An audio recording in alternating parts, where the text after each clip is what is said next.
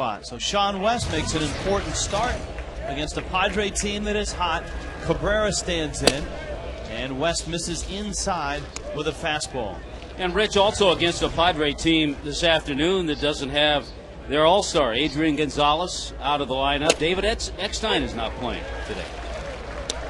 That hasn't seemed to matter much to this Padre bunch. Last night, they were without a couple of those bats. They were without Adrian Gonzalez, and Oscar Salazar went 3 for 4. Cabrera bangs one off of Cantu's glove, and he's on base.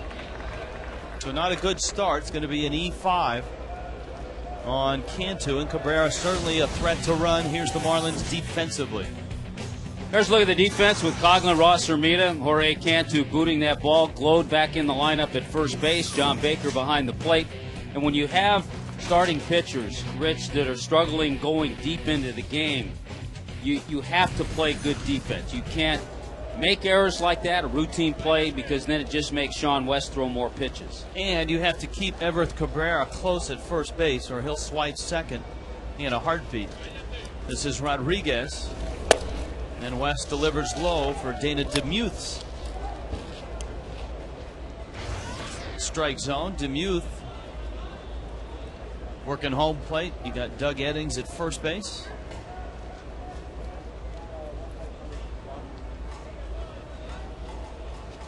See the lead by Cabrera. He's only been caught stealing 3 times this year. That's a shot, almost the same one.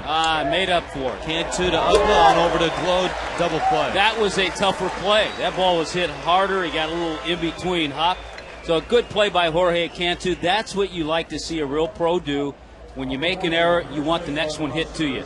And it was, and he turned it into a 5-4-3 double play. Good job. Here comes Salazar. Unfortunately for Cantu, his Reynosa team from Mexico was eliminated in the international final of the Little League World Series. For Adrian Gonzalez, though, his team will represent the U.S., Chula Vista. I'll tell you what, they have some offensive players. Yeah. And they've been able to hone their offense in that batting cage that Adrian Gonzalez's father built in what was then Adrian's backyard. Salazar rips one to left field. My goodness, the Marlins can't get this guy out. Oscar around first. Coughlin played it well. He's going to try to stretch it for 2, and he gets there on a double. You think about the last couple of series, the one against the Mets, this one against San Diego. You had guys like Anderson Hernandez, Omir Santos, Oscar Salazar in this series that the Marlins have really struggled getting out. So Salazar getting a chance to play with Adrian Gonzalez out of the lineup, bangs one off the scoreboard. He's now 5 for 6 with a couple of doubles. And here is Kuzminov.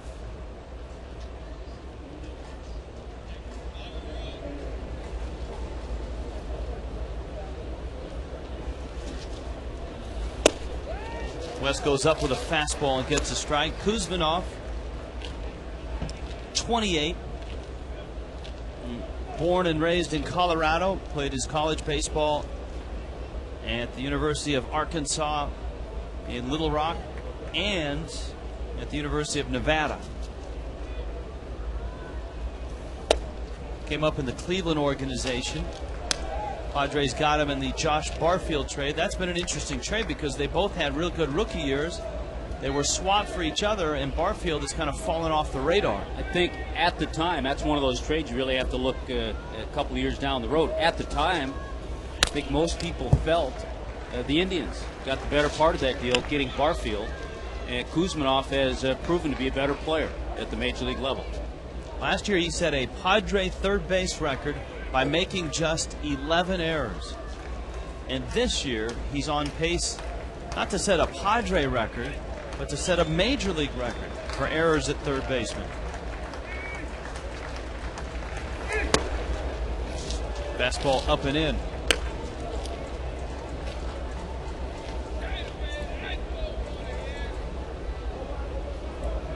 Kuzminov sporting the Cody Ross look.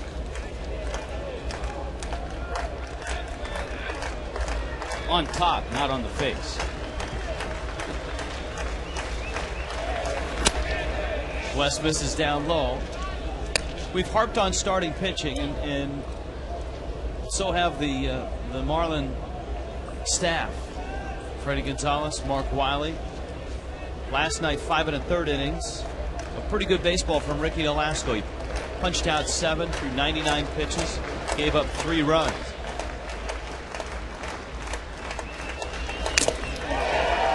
And was fouled at the plate. But last night, in case you haven't read the paper or didn't catch up on the internet, it was the Marlins bullpen, and in particular the 2 guys the Marlins brought up after Friday night's game that buckled. Tim Wood gave up a run, and Luis Ayala gave up 3 runs and 4 hits and got just 1 out. But the effect of the earlier starts, those weren't guys that Freddie would normally use in a close game, though. Those guys were guys that weren't here until last night,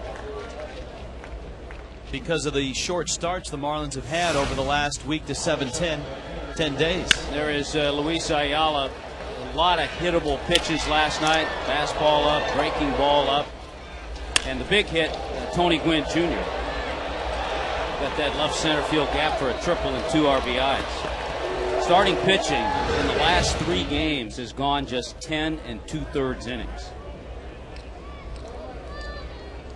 Chase Headley has 4 hits in this series, and he fouls at the plate. And Rich, the Marlins as a team have allowed 26 runs the last 3 games. And that's to the San Diego Padres and the New York Mets.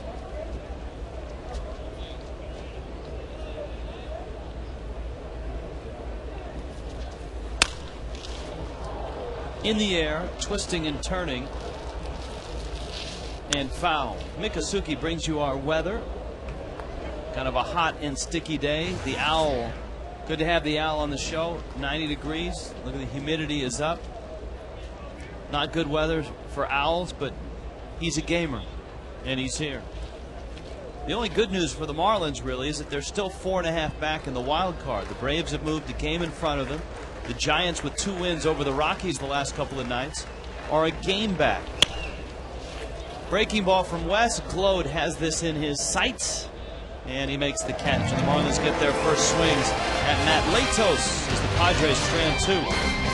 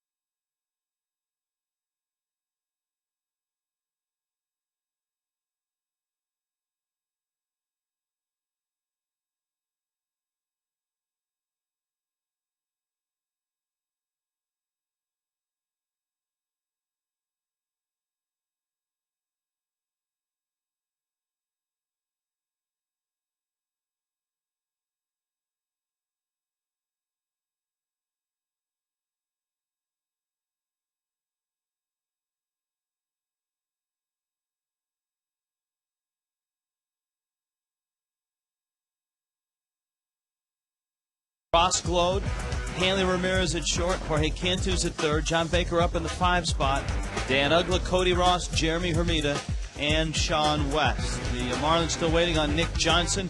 He had a good day yesterday, and today he's available to come off on Tuesday. Still questionable as to whether he'll be ready to do it or not. Well, you see the overall numbers on the 21-year-old out of Coconut Creek High School, but Matt Latos coming off a real good start, a no decision against the Braves. And we know a good hitting team Atlanta is. 7 innings, gave up 2 hits and no runs to Atlanta. And so Latos out of Coconut Creek High School, Broward Community College, fires a fastball for a strike. Coughlin, what a month it's been. 45 hits, his average close to 400. Certainly one of the leading candidates for Rookie of the Month in the National League. And with this streak that he's on, he has put himself at the top or near the top of a lot of rookie categories. Now, I know that Jay Happ and Tommy Hanson are having great years on the mound, but Coughlin is a guy that really has come on.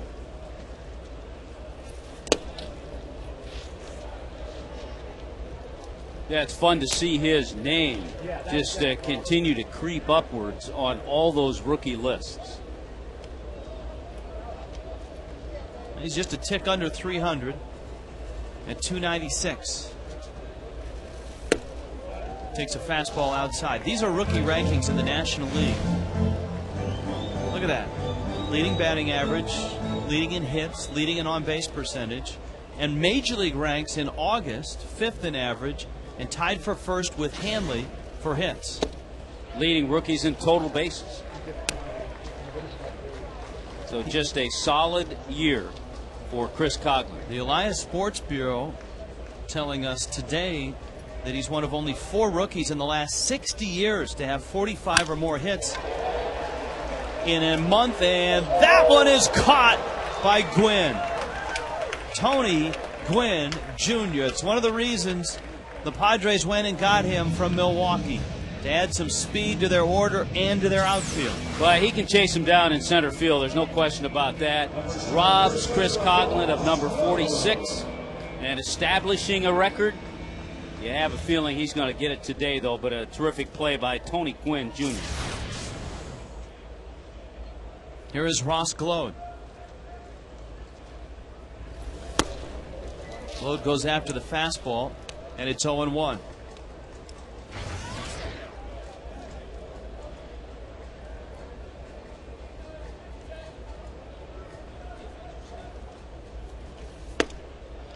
Up and in.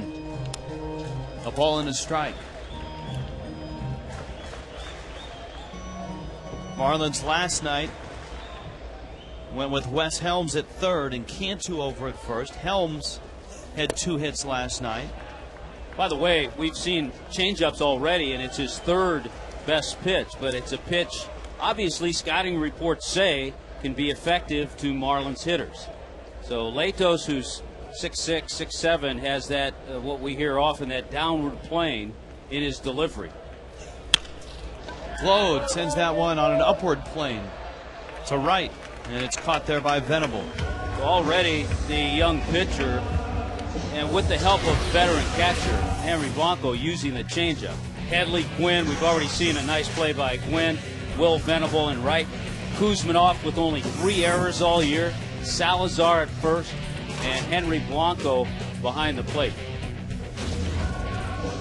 We've seen some great plays from Everett Cabrera in this series. Got a bloody nose, it looks like.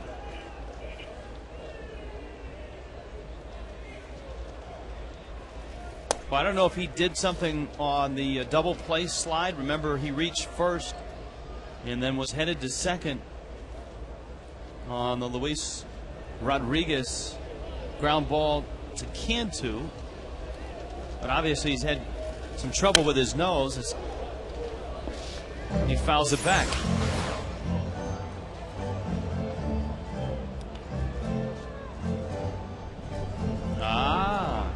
Last night, just an innocent bystander in the dugout. That was actually not last night, that was today, because John Baker was behind the plate and it was sunny in that shot. That's an out over at first base. So the Padres make a couple nice defensive plays behind Matt Latos.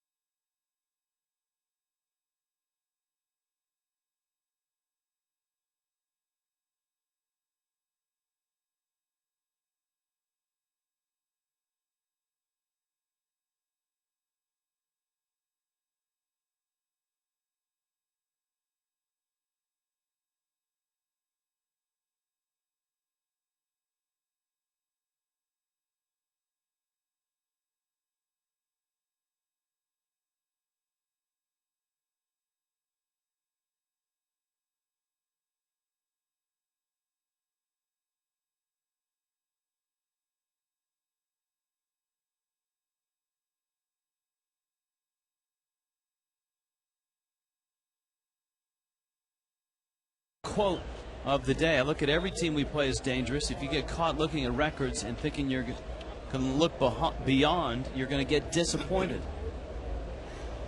And the Marlins certainly have been bitten by the Padres in the first 2 games of this series. West spins one up there for a strike.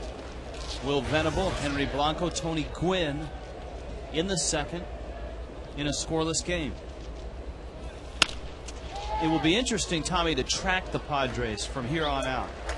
They took 2 of 3 in Atlanta, and the very least they're going to do here is take 2 of 3. They obviously are going to go back into the West and see the Giants and the Rockies. Absolutely. They go home and just have a 3-game series at home against the Nationals. But then they go to Dodger Stadium. They go up and play the Giants. They've got a series with the Rockies. 2 series, 1 at home, 1 away. Here is Blanco. He takes a strike. Good job so far by Sean West. Getting ahead, changing speeds a little bit.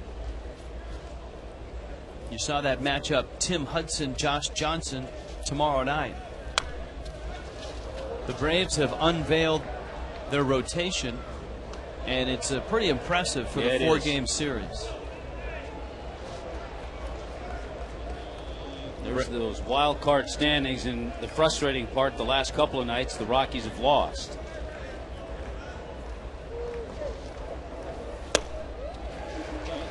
A swing and a miss. Yeah, Rich, I would say, as we take a look at the Brave series, a 4-game series coming up, that Hudson, Vasquez, Hansen, and Lowe, pretty good matchups. And the series is presented by VisitOrlando.com Monday through Thursday. Each game is a 7:10 start. For tickets, Marlins.com or 1-877-Marlins. The Miami Herald has a 2 for Tuesday coupon for Tuesday night. Well, the ironic thing was the Marlins were a game behind the Braves until the Padres went into Atlanta and beat Atlanta a couple times, while the Marlins were beating the Mets a couple times, and that put the Marlins in front of the Braves. But then the Padres come here and they beat the Marlins a couple times, while the Braves have won a couple games, and now the Braves are a game in front. Meanwhile, the Giants at home have been outstanding the last couple nights against the Rockies. Barry Zito was untouchable last night. Yeah, all of a sudden there were some good and bad pitching matchups. How about Cliff Lee of the Phillies? First time he stumbled a little bit. The Braves put a 9-1 loss on Cliff Lee. Went 5 innings, gave up 10 hits and 6 runs.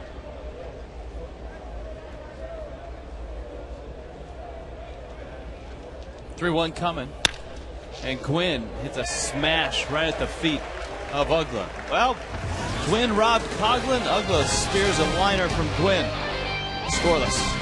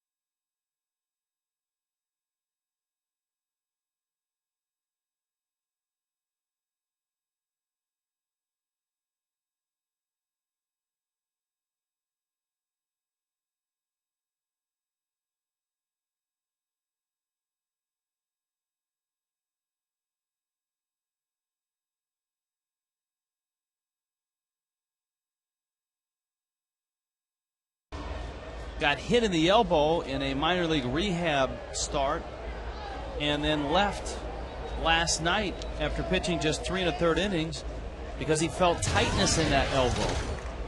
And so the White Sox thought he was ready to join that rotation, but he's returning to Chicago to have x-rays and be evaluated by the medical staff. Yeah, and it's an interesting thought when you talk about PV and the big right-hander Chris Young. The Padres were not going to win the National League West, but you take your top 2 starters out of your rotation, that's going to put a dent into any ball club. And that's what's happened to the Padres. Of course, PV has since been traded, but initially that was going to be their top 2, PV and Chris Young. Especially an organization that's in a rebuilding mode, so to speak. They've got some very young position players. Now they've had to go very young in the rotation as well. And they may have to be looking at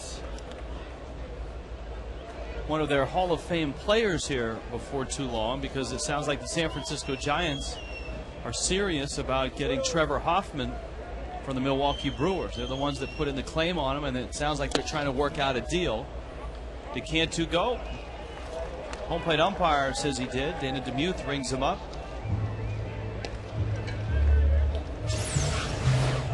Check the swing, see if Jorge checked it. Probably not, and he is rung up. See what the scouting report tells us about Matt Latos. We've told you, Coconut Creek High School, got a power arm, and he's learning how to pitch at this level. Fastball, he at one time was fastball, big over the top curve. They've kind of modified the curve to a slider slurve type, and we've seen changeups early on already from Latos. He was a draft and follow guy that ended up at Broward Community College. Back when you could do the draft and follow, that the rules have changed now. There is a hard deadline to sign prospects. Cabrera on over to first in time, and Baker bounces out. So 2 outs. Brings up Dan Uggla. Everett Cabrera made some terrific plays on Friday night, and he's part of Tommy's tips today. You know, when you have the possibility of being a cutoff man, you always have to have eyes in the back of your head. Know what the play is going to unfold. Cabrera realizes there was no play at the plate, was able to cut that ball off, and ended up getting the double play. That was just a heads-up baseball play.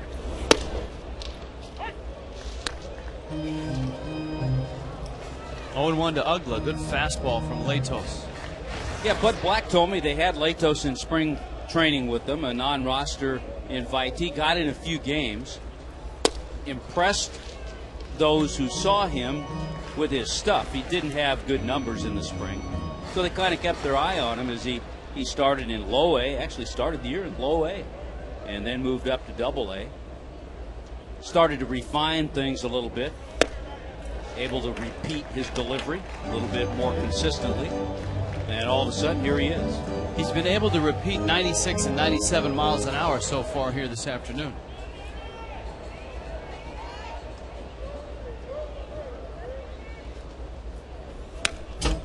He's just come after Uggla with 3 fastballs. There's that 96. And when you're 6'6", 225, hard to repeat that delivery.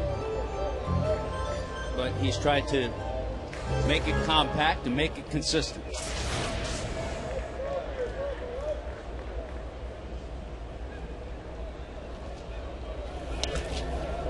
There's the breaking ball in the dirt, and it's 1-2.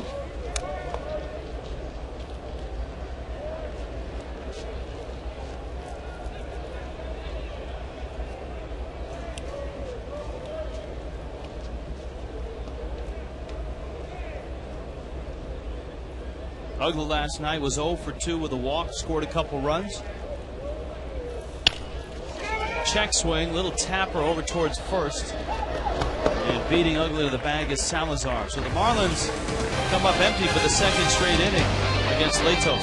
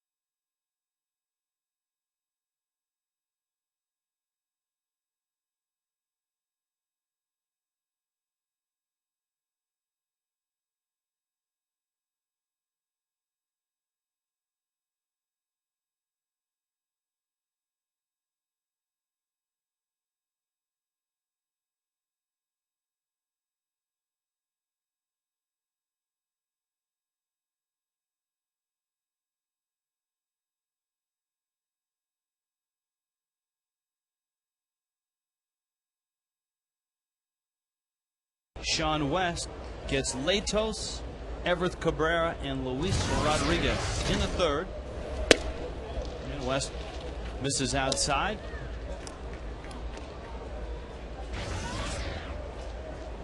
One for 16 early on.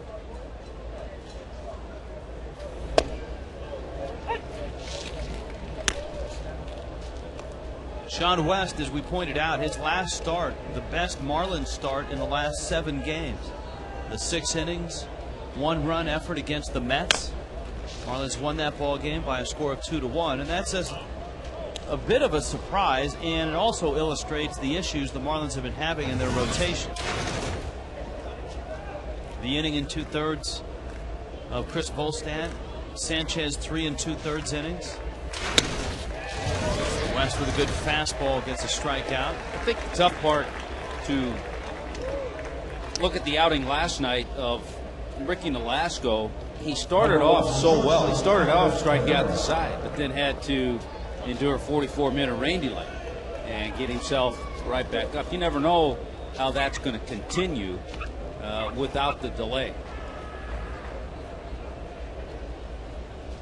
Here's Cabrera. He's got the plug out of his nose, so the bleeding has stopped, so to speak. And a strike to the young shortstop.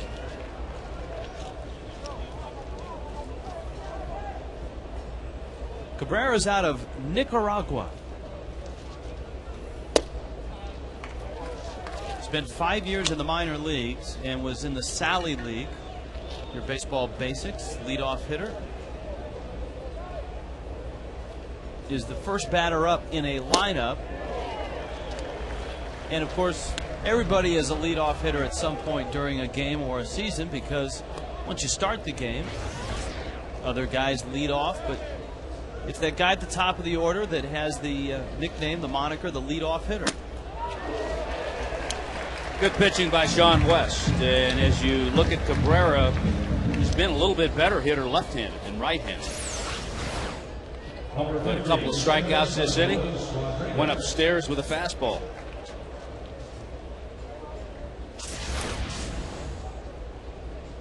Luis Rodriguez. The Dodgers have started in Cincinnati, and the Reds have a 2-0 lead over Los Angeles.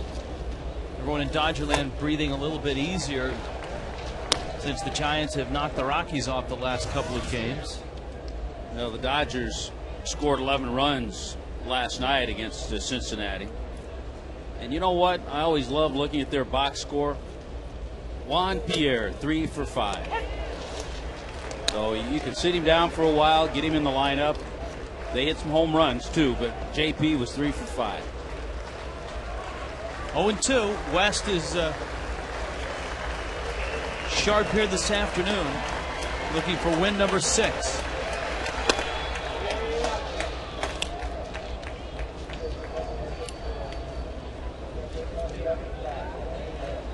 West is just 23. Soft one, Hopper. Ugla waits and gets the out. And a 1-2-3 third for West. Scoreless.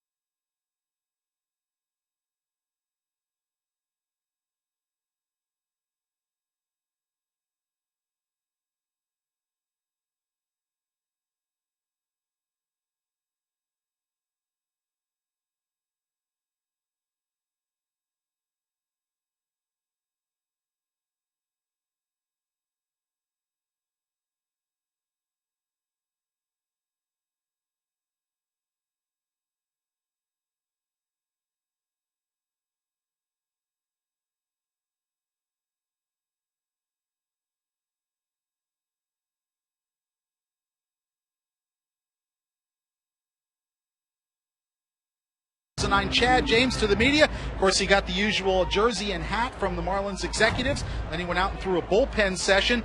You can see his numbers in 100 innings as a high school senior, rather 63 and a third innings, 100 strikeouts. He was 8-2. The Marlins like his fastball. He's got a well-developed changeup. Right now, a curveball is probably the third pitch in his delivery. And the Marlins like everything about him. He's a left-hander. And when you look at the opportunities that Marlins have given high school pitchers that they've drafted, guys like Josh Johnson, Chris Volstad, going back to Scott Olson, Sean West, Ryan Tucker, it was about 3 years out of high school that those guys made their big league debuts, and that would seem like a reasonable time frame if everything stays on track. And Chad James is as good as the Marlin player development people and head scout Stan Meek thinks he will be. Guys?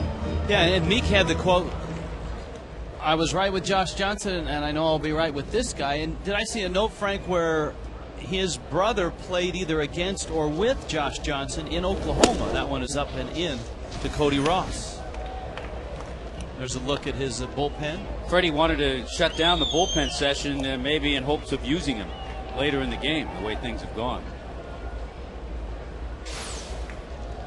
2-1 to Ross.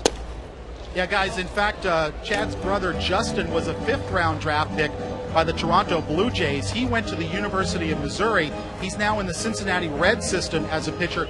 He is right-handed, although Chad says even though they're 9 years apart, they are very close, and his older brother Justin has been a great influence on his so far his high school baseball career and hopefully into pro ball. That one's heading over my way, but a little bit behind me. Seems like a very mature young man, very hard worker.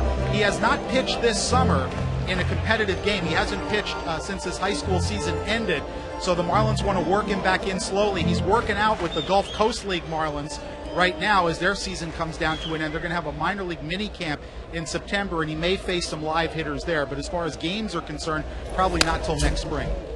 Cody Ross fouls it back. Scoreless ball game. Tommy, if you were to get a prototype pitcher out there that the Marlins seem to hit better than others, isn't Latos the guy? He is, but that's why he's used his changeup a little more than we were told. But yeah, hard-throwing right-hander with a breaking ball that he uses sparingly. And you know just by watching him that if he gets in a jam, the pitch he's going to go to is his fastball.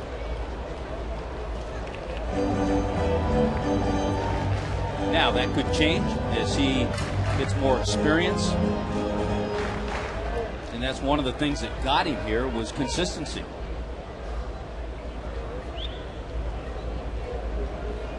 Three-two coming to Cody. Fastball, fly ball, right field. Will Venable is there to make the catch. Baseball basics. Let's Do go. some pitching. Let's see what we have. Out pitch. What is an out pitch? Well, it's a pitcher's best pitch, one mostly likely he's going to go to in a key situation. And that's when you talk about Hall of Fame pitchers, they usually have 3 out pitches.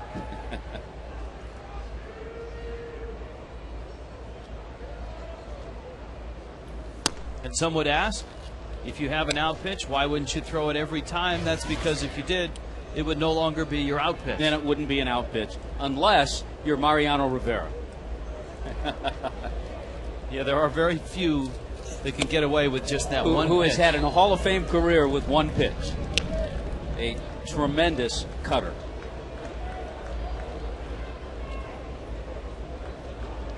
Hermida with the count 1-1. And then Sean West. Marlins do not have a hit in this ball game.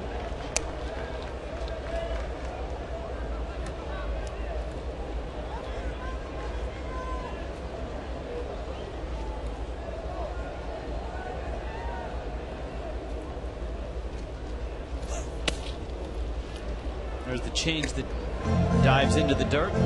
Rockies and Giants finish their series in San Francisco. It's a Hamill versus Kane start. The Mets and Cubs play in Wrigley. Cubs have won 2 in a row. Nelson Figueroa against Carlos Zambrano in that ball game.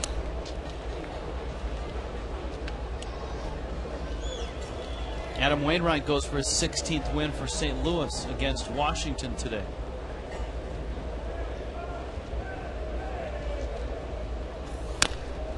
Tell you what the Marlins are going to have to figure out. First time around, and this is what it looks like, and if Latos doesn't change things up a little bit, he hasn't thrown a lot of breaking balls and changeups. He has, but they haven't been real good ones. Fastball is his best pitch.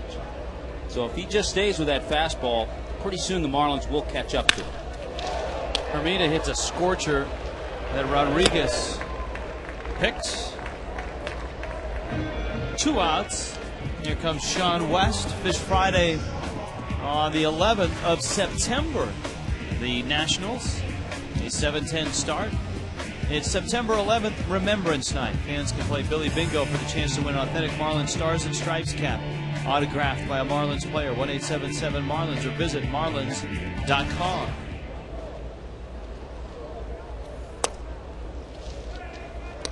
You mentioned Adam Wainwright with his 15 wins, going for 16. Wainwright tied with CC Sabathia, most wins in the major leagues.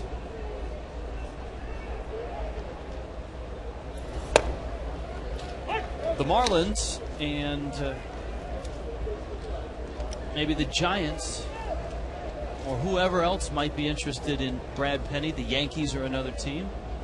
Within the next, not quite 24 hours, but about 30 hours, when you get to the end of August, if you have a pitcher you want to add to your roster for the stretch run, you want to add him before September 1, because then he can be on your playoff roster. I think that's more important for certain teams. There are some teams, if they added Brad Penny, he might not even be on their playoff roster, because they would just like him for a few starts in September.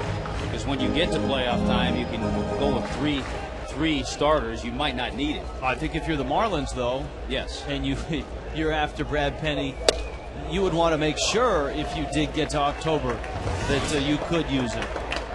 Latos with a fastball finishes West. He's perfect through 3.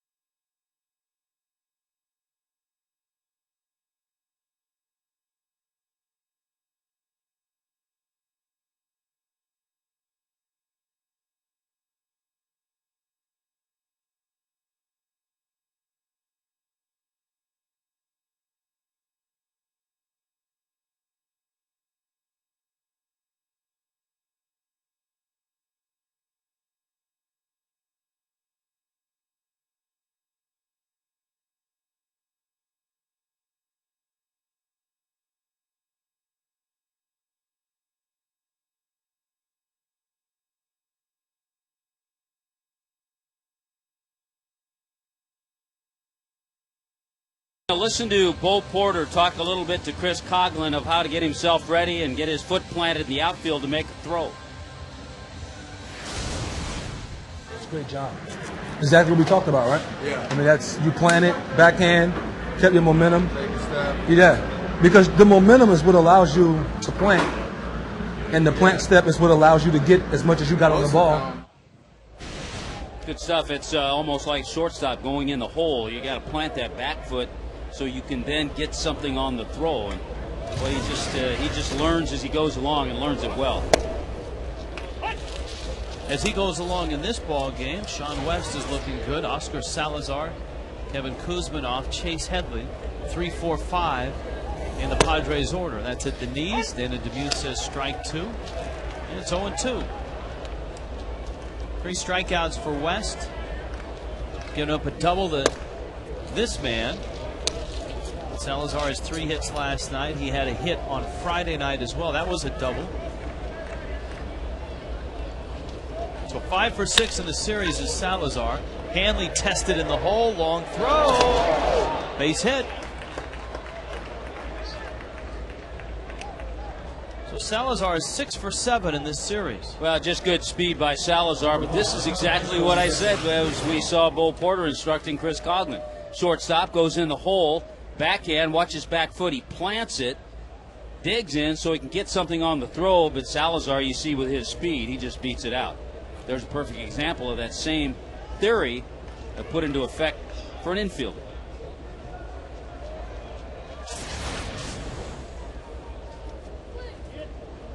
So 2 more hits for Salazar, and here is Kuzminov with the leadoff runner aboard.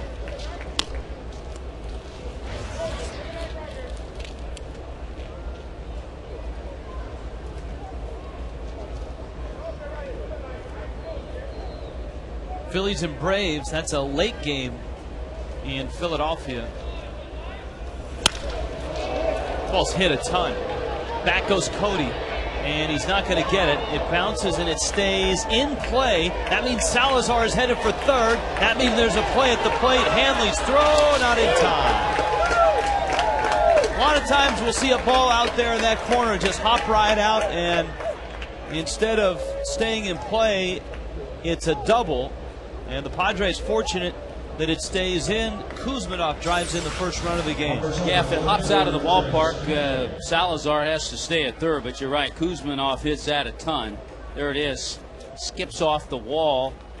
Cody has to wait for it to come down, and while he's waiting, Salazar scampering around the bases. We already saw his speed going up the line.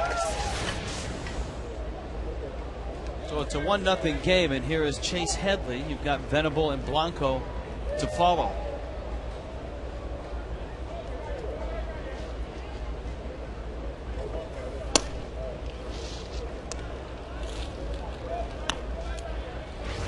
It was Headley's pop out that ended the first. Marlins scored first last night. They jumped to a 2-0 lead, only to have San Diego come back. Marlins had a 1-0 lead on Friday night. And Baker's out to talk to Sean West. You know, the big conversation, obviously, Rich, has been about innings pitched, and if you look at last year, Sean West just 100 innings, a little over 100 innings in Jupiter in A-ball. This year, his combined totals between Double-A and the Marlins coming into this game today, 139.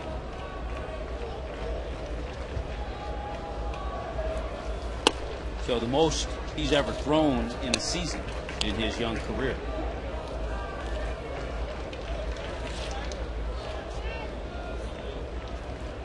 He's gone 3-0 on Headley.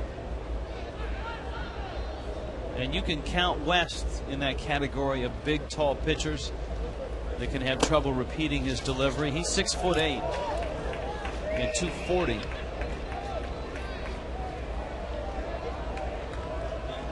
Another guy that has trouble repeating his delivery, the Aflac Duck, who holds the Padres' career record for grand slams. That's some fun names you could throw out. You could throw out Nate Colbert, Ken Caminiti, Cito Gaston. I don't know if Cito was there long enough. Ollie Brown. Bet you Tony Gwynn had a few grand slams. Dave Winfield. They've had a few.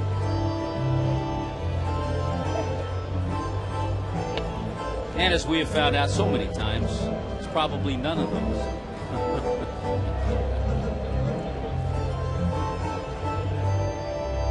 Well, Sean West is trying to keep this from becoming a big inning.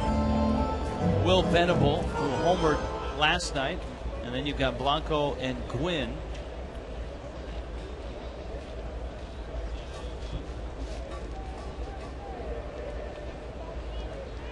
You know, in a lot of the innings pitched topic surrounding Sean West, the fact that in '07 he had shoulder surgery. So missed all of 2007. Venable lays down a bunt. West picks it up. Better hurry. And he throws it away. And it's into the line, into the runner. A run's going to score. And once again, and we've seen this with Sean West this year, Tommy, the inability to field his position hurts him. Just not a good job there. It was certainly a playable bunt to get the out. At first, it looked like he took too much time. Way too much. Then he realized Venable was almost to the bag, tried to rush the throw, which he does, and throws it away. Venable's going to get a single, but an error is going to be charged to Sean West. But an out that should have been recorded.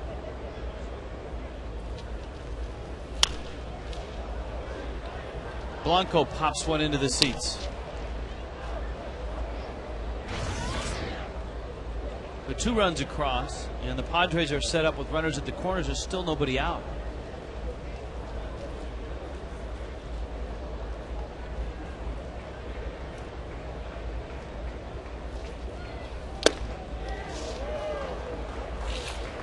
And don't think that doesn't show up on an advanced scouts report that you can bunt on Sean West. Even in and it's happened a couple times in that very spot where it's not bunting for a base hit.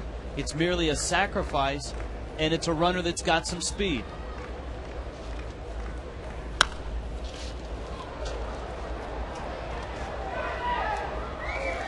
Oh, 2. He does have a guy up there. If he hits the ball on the ground at an infielder, the Marlins can get a double play with Blanco. He's also got a guy at first base that, if he doesn't pay attention, can steal second in Venable. Blanco pulls it foul.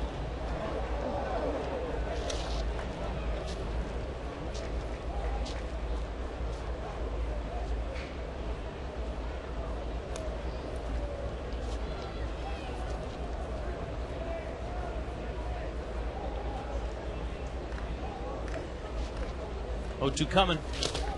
In the dirt, and he got him. That's an important out for Sean West. It's the first out of the 4th inning. Next edition of Inside the Marlins, the focus is on the broadcasters. The behind-the-scenes look at the personnel who are responsible for getting a game on the air. We'll also spotlight Marlin announcers who call the action. I think I'd rather just do the Inside the Marlins, the cameraman. I think that would be a much better and more compelling story. Yeah, Glenn and Big Rick and John Tuitu and all the guys. A preview on Marlins Live postgame, but I'd rather do the cameraman. That might not be viewable for children, though. It debuts Wednesday at 10, so it's late enough to get the kids in bed before it comes on Wednesday at 10 on FS Florida, Fox Sports Florida. Got to look out for squeeze here.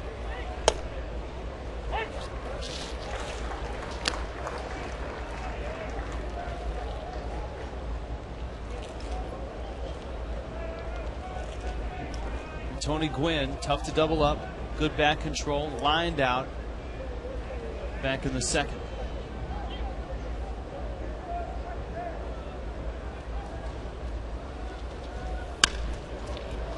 Shoots that one down the line, and it's twisting out of play. We've talked about this series and even going back to the last game against the Mets. And the starting pitching, yes, has not taken the ball club deep into games. And the offense has been okay, but today, right now, the Marlins have not played a good game. You can't pin it on the starting pitching. Sean's made an error. Jorge Cantu made an error earlier, and the Marlins don't have a hit off Latos. So it's 0-2. There's Headley. And we've also, Rich, seen big pitchers field well. We've talked about Chris Volstad, who's 6'8", who gets off the mound and does a nice job. Venables at first.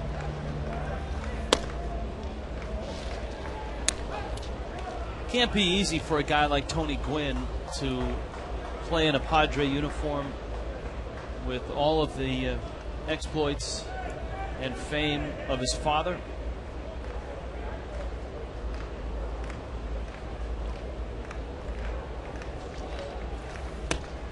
Got him. West struck him out. Bake holds on. And so Sean comes back and gets 2 strikeouts. Yeah, to think about it, Tony Gwynn Jr. has to drive to the ballpark, and as he gets close to Petco, he's on Tony Gwynn Drive. He's only one of 3 players in Major League history to play on a team on which his father played for more than 2,000 games. The other 2, Dale Berra and Pete Rose Jr. And Pete Rose Jr. was for a very limited time.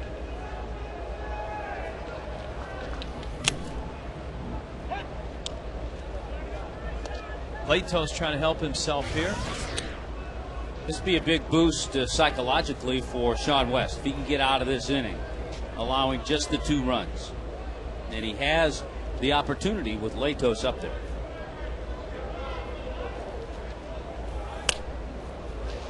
And he goes 2-0 on Latos, who he struck out back in the 3rd.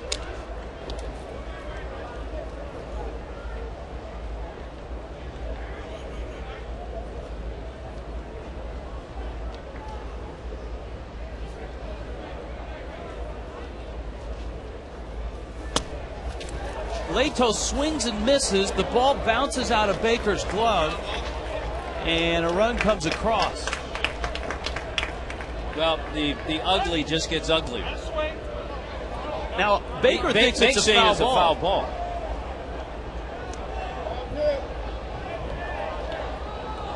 I'm amazed that Latos even swung at a 2-0 pitch.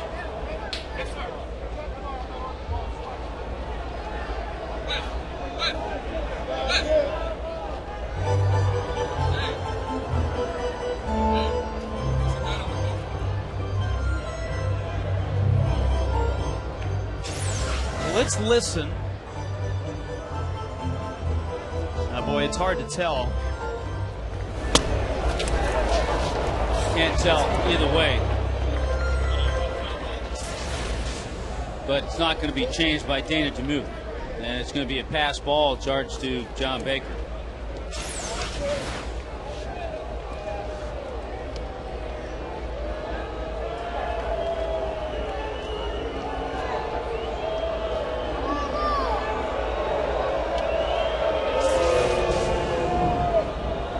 Here's the 2-1 pitch.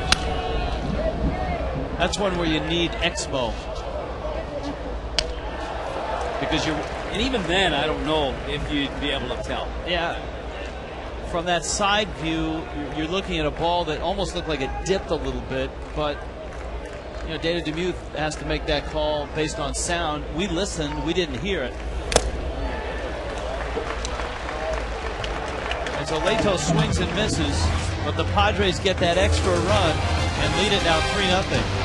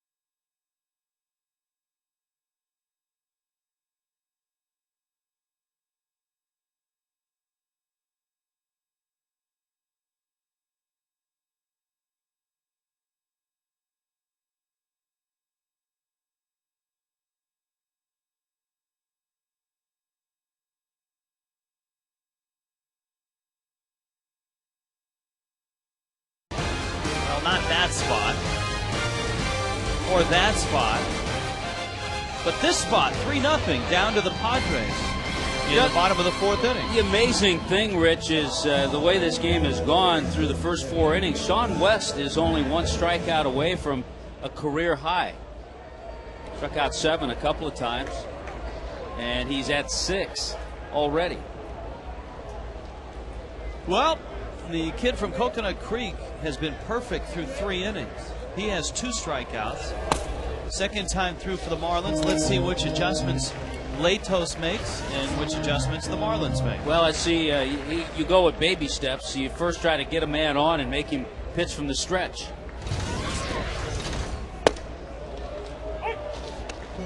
Douglas takes a strike. It's 1-1.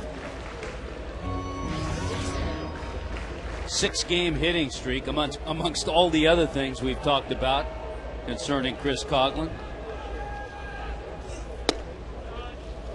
Change misses inside. And it's 2-1. The months of August, great for Hanley and for Coughlin. They're both at 45. They need 1 hit either in this game or tomorrow night to set a Marlins all-time record. And we told you that for Coughlin, since he's a rookie, he's put himself in some rare company. The last National League rookie to have 45 or more hits in a month was Todd Helton, who had 45 in '99. And there it is. Coughlin bangs it into center field. So 46 hits in the month of August. In the last 60 years, only 1 rookie has had more hits in a month, and that was Wally Moon, who had 52 back in 1954. And just solid swings. Remember, he was robbed by Tony Gwynn his first time up. Sinking line drive in his center. So there's the updated version. I like that. A Marlin record and the highest total in baseball by a rookie since '54.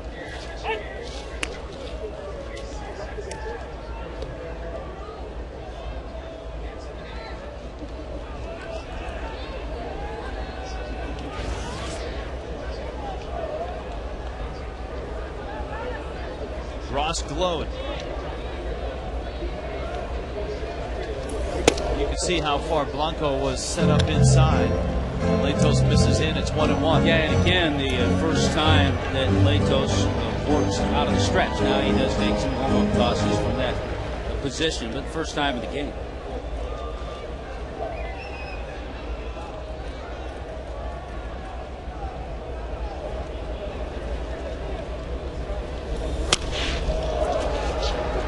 I guess the question is, if the Marlins are sitting fastball, can they hit it?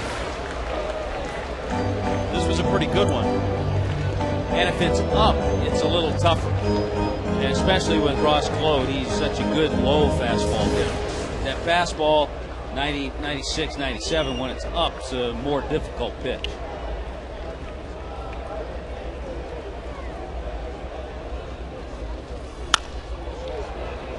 Ross fights that one off. Count stays at 1-2.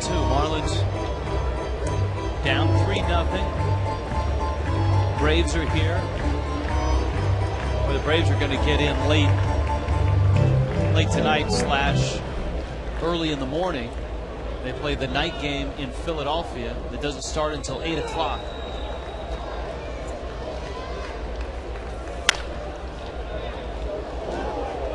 Glode pulls it foul. So the one pitcher the Marlins miss, actually they missed him in Atlanta too, is Jair Jurgens. But they will see, as we mentioned, Hudson, Vasquez, Hanson, and Derek Lowe. That's a pretty good quartet.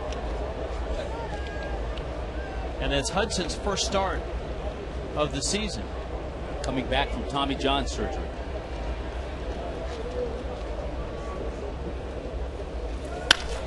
Glode up the middle, and that one gets by Cabrera,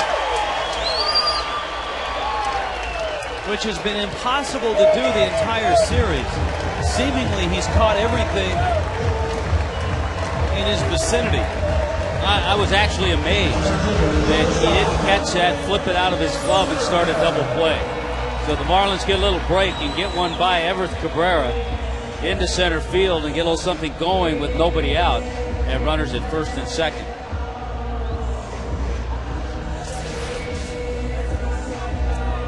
Here comes Hanley now. So the first time through, Latos is perfect. Second time through, Coughlin and Glode bang out hits. And now Hanley, who bounced to short, stands in.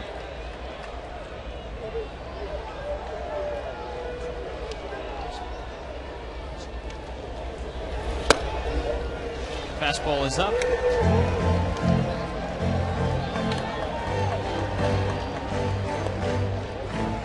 Hanley's got 45 hits. And of course the National League batting leader. Going so well that he was hitting 362. He goes 0 for 1. And his average is still 362. And he goes after a pitch at his eyes. It's 1-1. In honor of the Duck, he's always around in the fourth inning. Our baseball basics, Tommy. Well, this not in reference to the Aflac Duck, in reference to base runners. Ducks on the pond refers to men on base.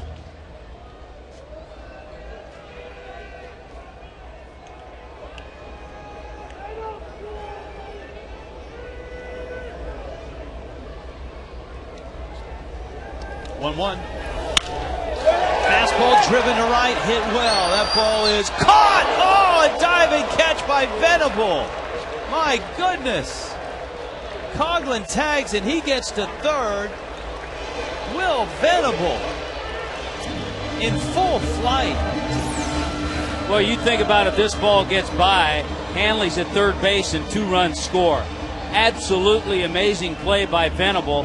Complete extension off the ground, catches the ball, and then gets up quickly to get the ball back to the infield. The Padres have made some great defensive plays in this series. No kidding. Well, that's the first out, and that was a rocket. And here is Cantu. I mean, what a game changer.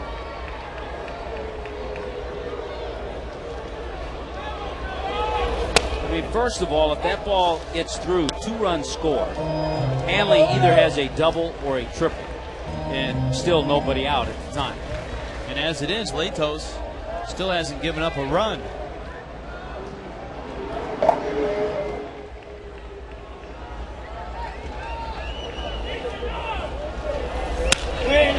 Cantu got a fastball right down the pipe, and he fouls it off. 0-2.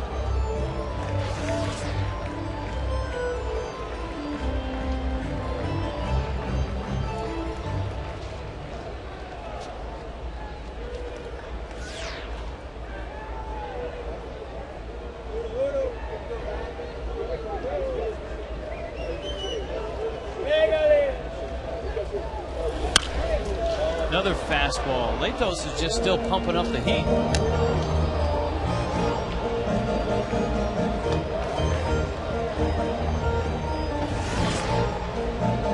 There's the pitch speed range. He's topped out at 96, and he has stayed consistently at 96.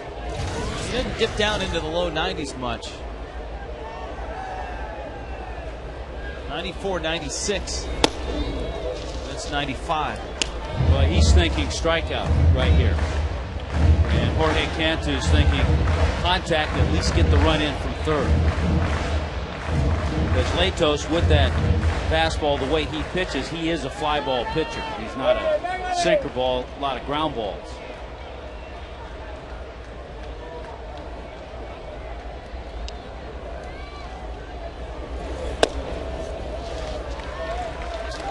Two and two. Has he thrown Cantu an off-speed pitch yet? I don't think so. In the AB? I don't think so either.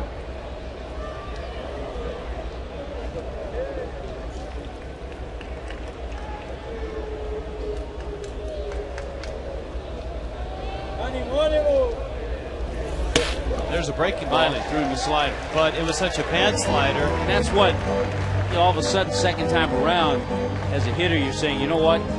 I'm just going to sit on the fastball, make him throw the other stuff for strikes, and have good swings at the fastball. Well, right now he has a good enough fastball, he can get away with that. Right. That's what's impressive about him.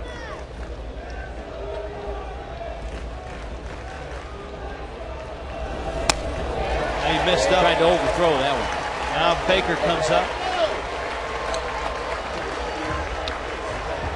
We got the duck. No, that's not the duck.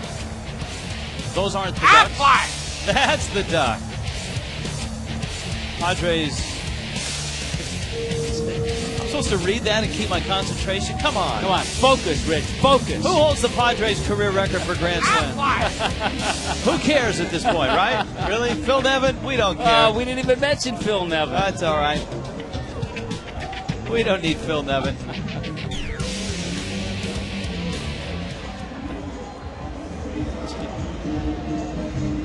Why do they do that to you?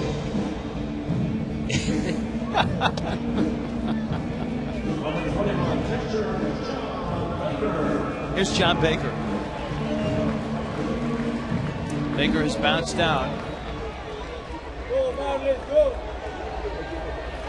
If you wanted ducks on the pond, now you've got 3 of them.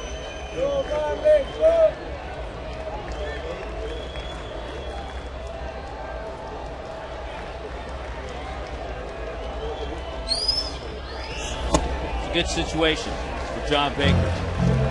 He's hit pretty well all year with runners in scoring positions. Pretty well, 323 is excellent. And he's also hit better at home than on the road. His average at home over 300.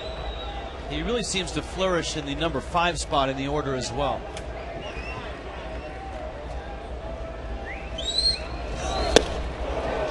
Straight changeup. Just the changeup.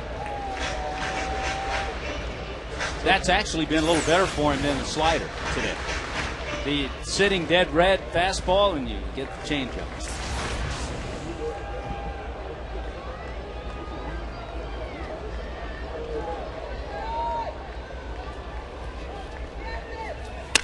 Baker cracks one up the middle. That's a base hit. That'll score 1. Coughlin in. Here comes Glode. He's going to score. And John Baker comes through again.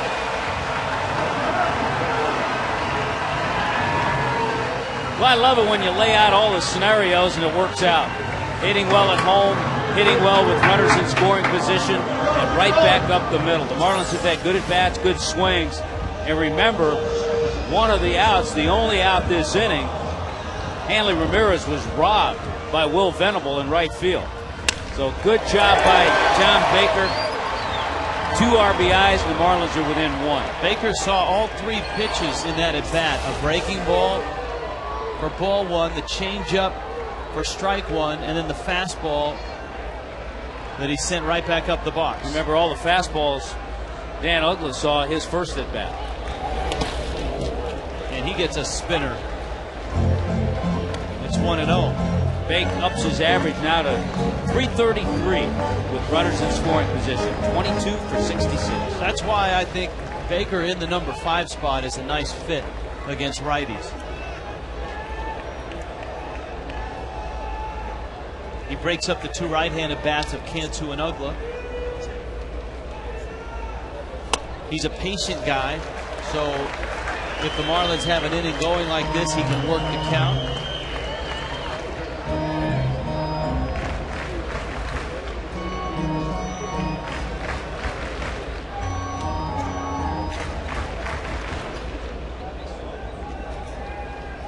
To Uggla, pretty good chance he's going to see something straight. He's probably sitting on a fastball right now. And he got it, and he missed it. Just fouled it back. It's 2-1. Tommy, the difference for a hitter, when he fouls a pitch off down the right field line as opposed to fouling it straight back like that for Uggla. Well, on a 2-0 pitch, when you know the hitter's looking for a fastball, you foul it straight back, you know he was on it. If you foul it to the opposite field, you're not picking it up well, especially 2-0. And he's going to get another fastball 3-0. Or 3-1. Edward Mojica. So you like to see a hitter when he's ahead in the count, knows he's going to get that fastball, be out in front a little bit. If he fouls it straight back, that's a good sign. That means he's right on the pitch.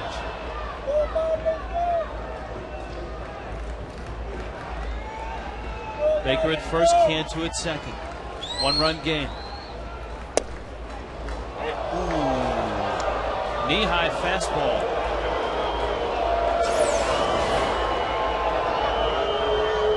Wow. Rookie gets the call. Dan Uggla doesn't. Where's the respect? Let's see what he gets. 3-2. He's going to get another fastball. And you know what? That may have been a makeup call. Yeah, you think about it, that might have been a better pitch than the pitch before. And now Latos can't figure it out. So the one looked like it was down. This looked like it was borderline. You see that call, but much better pitch to hit than the one before. 30 pitches so far this inning for Latos. 75 pitches in the ball game for Latos. And now here's a big moment for the Marlins. They've got him loaded. They've got this rookie on the ropes. There's one out, and Cody Ross is up. And you know he's going to get some fastballs. He got a breaking ball. With all the hitting the Marlins have done for the month of August, hitting over 300, lately, because a lot of that was early on, lately we haven't seen some key base hits, that big base hit. They'll open up an inning, maybe get a pitcher out of the game. 3 slams this year. By the way, by getting that first pitch slider over, he plants a little seed in Cody Ross's head. If he had thrown a first pitch slider for a ball, or even a first pitch fastball for a ball, now you can kind of relax and sit back on heaters.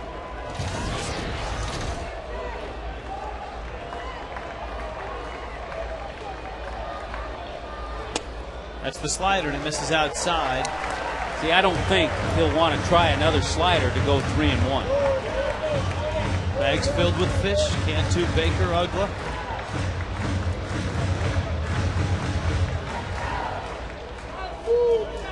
You know Cody's thinking fastball.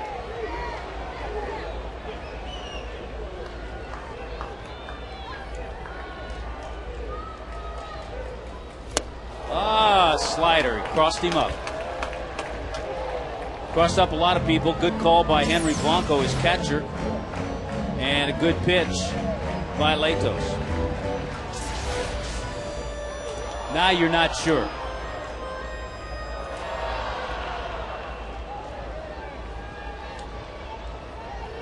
It shows you that the youngster at 21 is not afraid.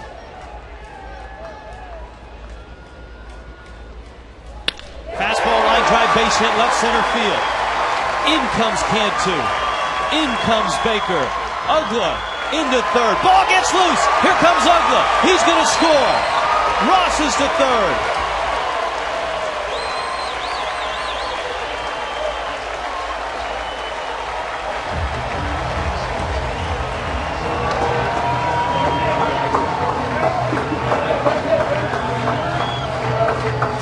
Across. 5-3 fish. What a job by Cody Ross. He was ready for that fastball. He finally got it, and it was a nice one to hit. Middle of the plate. Watch his pitch, and he has a good swing. Solid line drive. He gets a base hit and 2 RBIs. And then on this throw from Tony Gwynn Jr., the ball may have clipped Dan Uggla. Watch Bo Porter, the third base coach. The ball hits Uggla. Bo scrambles out of the way because he doesn't want it to hit him.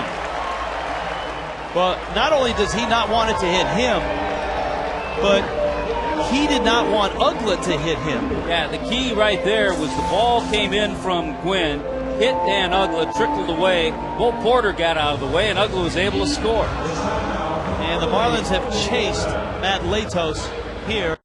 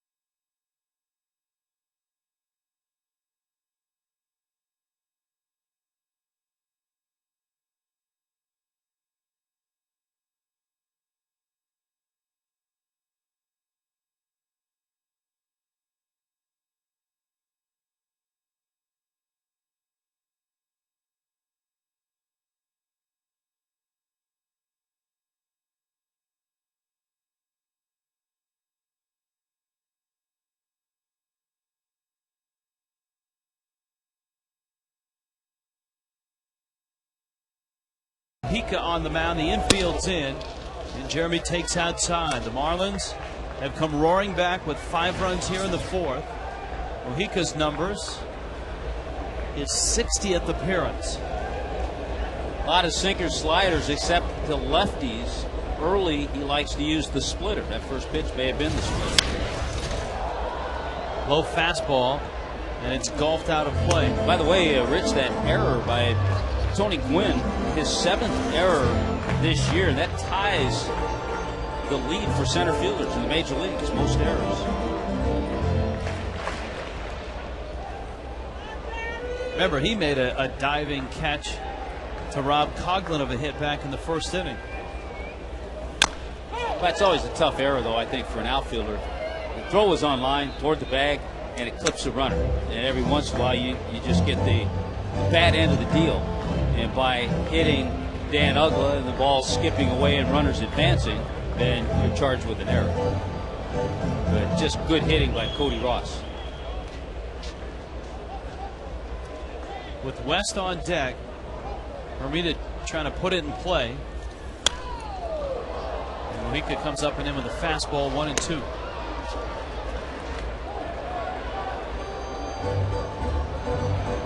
"56% of the time, Hermida has delivered a run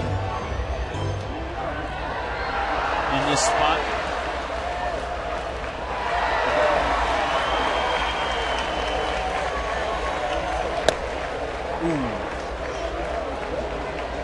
Close. By the way, on our Kids Sunday, when we were keeping score, that would have been an interesting play. You had the single. You had Cody taking second on the throw, going to third on the error. Uggla coming in to score on the error.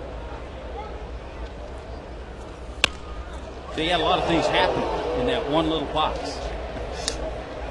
Look at Hanley, get out of the way. Hanley saying, "This is not a good inning for me." He's the one that hit the liner to right that Venable made the Superman catch on. That's the only out. But he's okay. Thumbs up.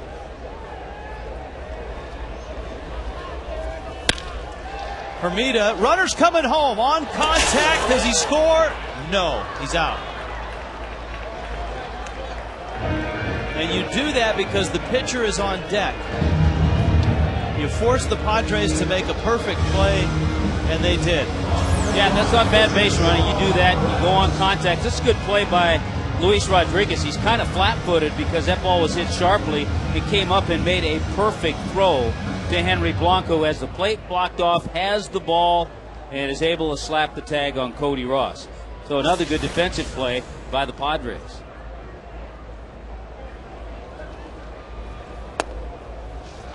Sean West is up now. Hermida is aboard on a fielder's choice.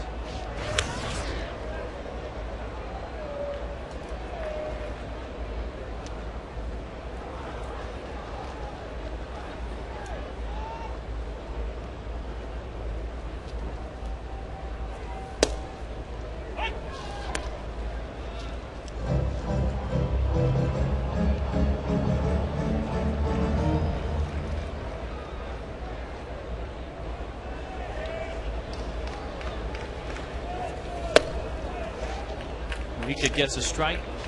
1-2.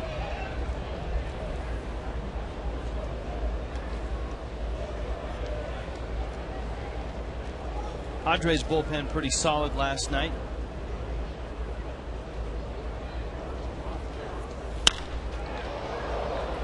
West sends it out of play. Mojica was acquired from Cleveland in exchange for a player to be named later or cash consideration.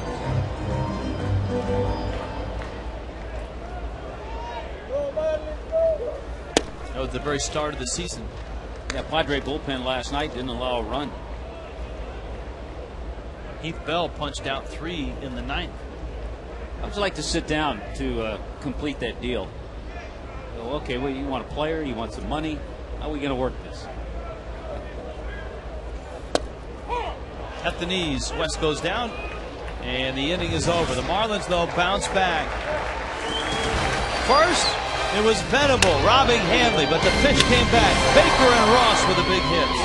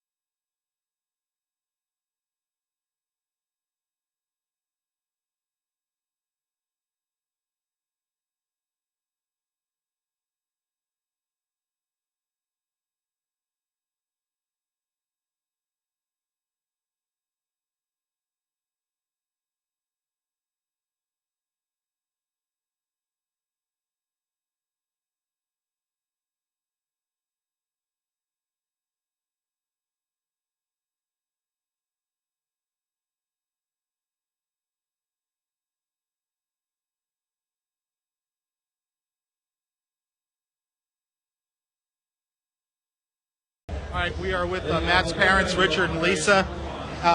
Unfortunately, he's out of the game right now, and it's probably going to be his last start of the year. But what kind of a thrill is it for you guys to see your son pitch on this mound where you brought him to so many games when he was a kid? Just surreal. I mean, to be here at this park is it's amazing. Well, I mean, at this park especially, where he, started, watching the guys and talking to all the pitchers. It's definitely exciting. Could you have imagined he would be in the big leagues at 21, Lisa? I could imagine him being in the big leagues, Ever? It just doesn't seem real. You guys brought him to the first ever Marlins game, is that right? Yes, sir, we did. We've been to many Marlins opening games. day, many days taking off work and aggravating the boss. Did he ever tell you, I'm going to be out here someday? Did you ever recall him saying that? No, I don't ever recall him saying it, but I'm sure he had it in his mind. Well, I know it was a big thrill for you guys, and he's got a long career ahead of him, so thanks for spending some time with us. Thank you. Appreciate it. All right, all the best, guys. Thank you. Thank you so much. That's Richard and Lisa Latos, excuse me.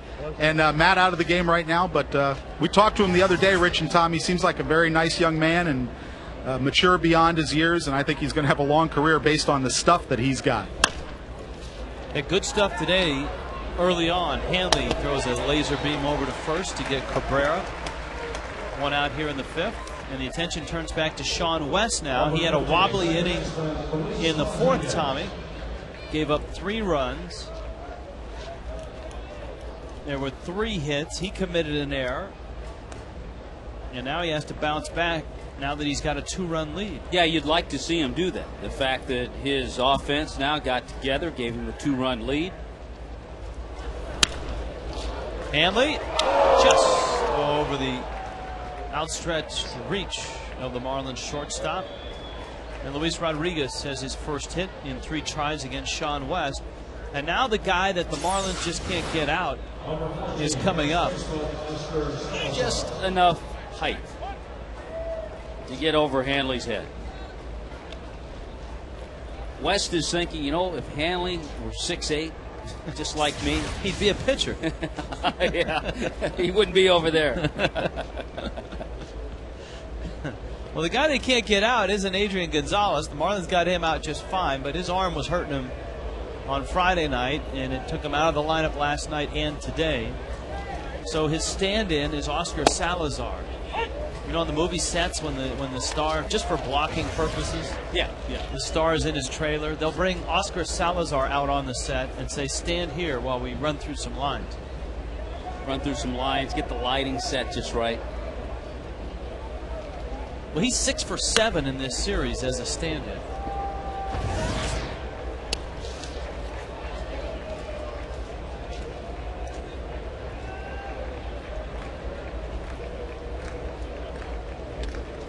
West has got him 0-2. Sean West pitch count at 72 pitches here in the 5th inning. So not only getting through this inning, Tommy, but getting through without jacking the pitch count up into the 90s. And try to get 6. I mean, that is would be monumental in its own right. There would be a brief ceremony here at the ballpark if that we were able to get that. The 1-2, no swing on a breaking ball. Yeah, good breaking ball down and in. Tried to get him to chase it, and that's how locked in Salazar is. He wouldn't chase it.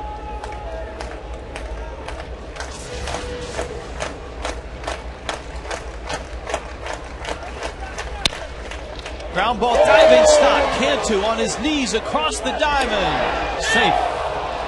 Just beat it. Great play by Cantu. When he popped to his knees, really, his only play was at first base. Yeah, he may have thought second, but he couldn't have gotten his body turned around. And then from his knees, he had to try to throw Salazar out, and we've seen him get up the line quickly. So all of a sudden, Oscar Salazar is 3 for 3 now. And 7 for 8 in the series.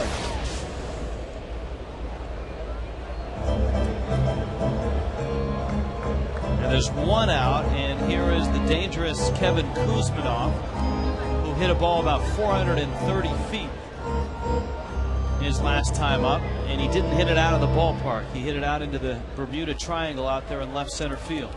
Number 5, third baseman, Kevin Guzman.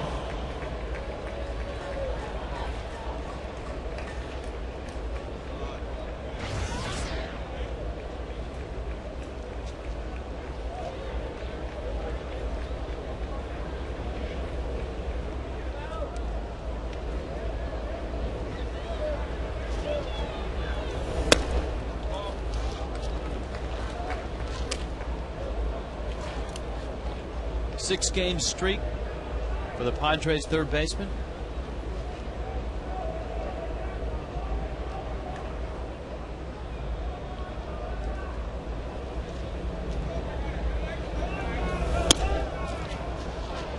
Now he's gone 2-0, and this is not the easy inning that the Marlins were hoping for, and I think it's going to prompt some bullpen action.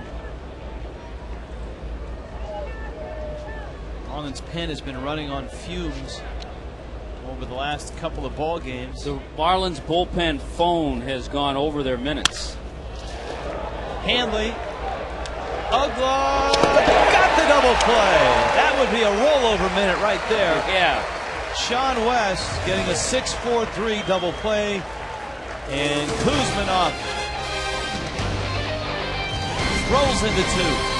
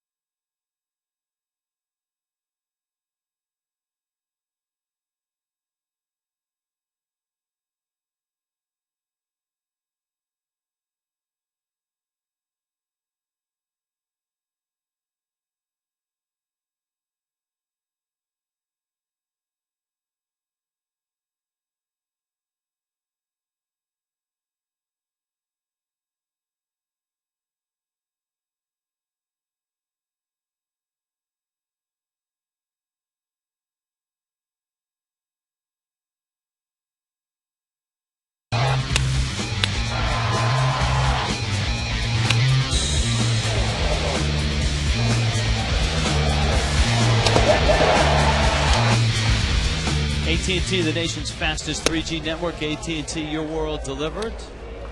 The Marlins have knocked out Matt Latos. Edward Mujica in his second inning of relief for the Padres. Coughlin 1 for 2.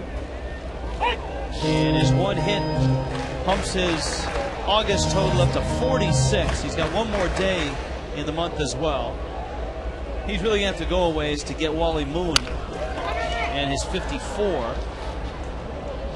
Excuse me, 52. That was back in 54. Wally Moon, who later, I believe at that time when he was a rookie, he was with St. Louis. And then later would hit the famous moonshots at the old Coliseum in Los Angeles playing for the Dodgers. Hit short left field fence with the high screen. He was a left-handed hitter.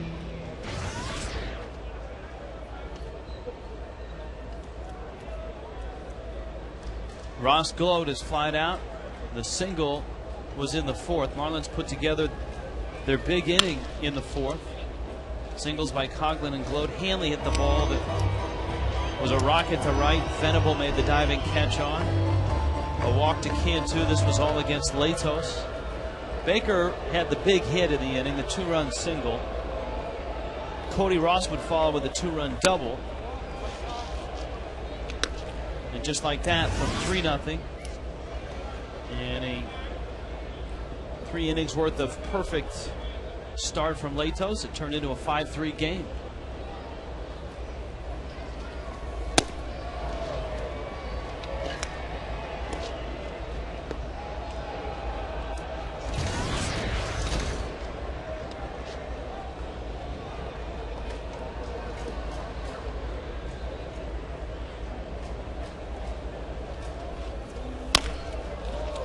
Chopper. Salazar beats the ball to the bag, and Gloat is out.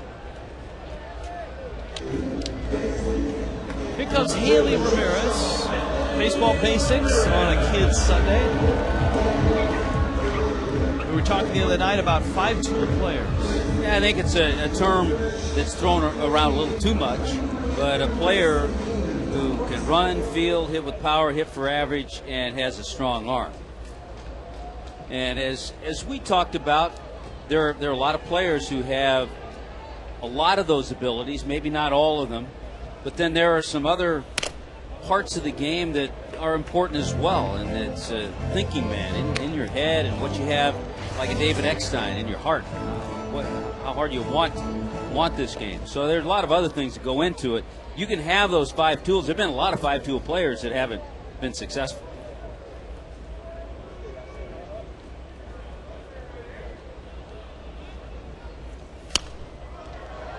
Fastball fouled back. Hanley behind the count 0-2.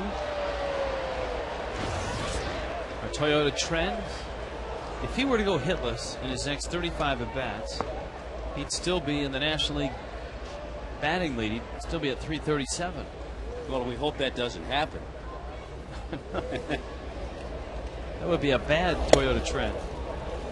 Well, he could sinker just dipped below his knees. We have stats for all kinds of things, and this is, take it for what it's worth, but in his third at bat of the game, Hanley's hitting 400 this year.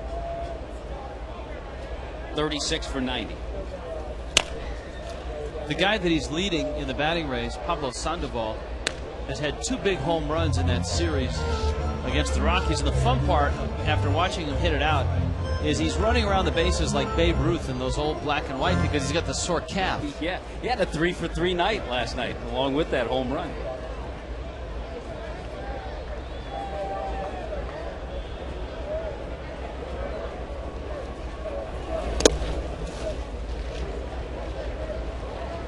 The guy that gave him that nickname pitched very well last night, Barry Zito. There's the race. Now David Wright is getting ready to come back off the disabled list. And Wright yesterday was quoted as saying he's ready to play and ready to play every day, though the Mets say that they won't play him every day. They're going to give him some designated days off. Hanley rolls that out to short. And Cabrera makes the play. 1-2-3 go to Fish in the 5th.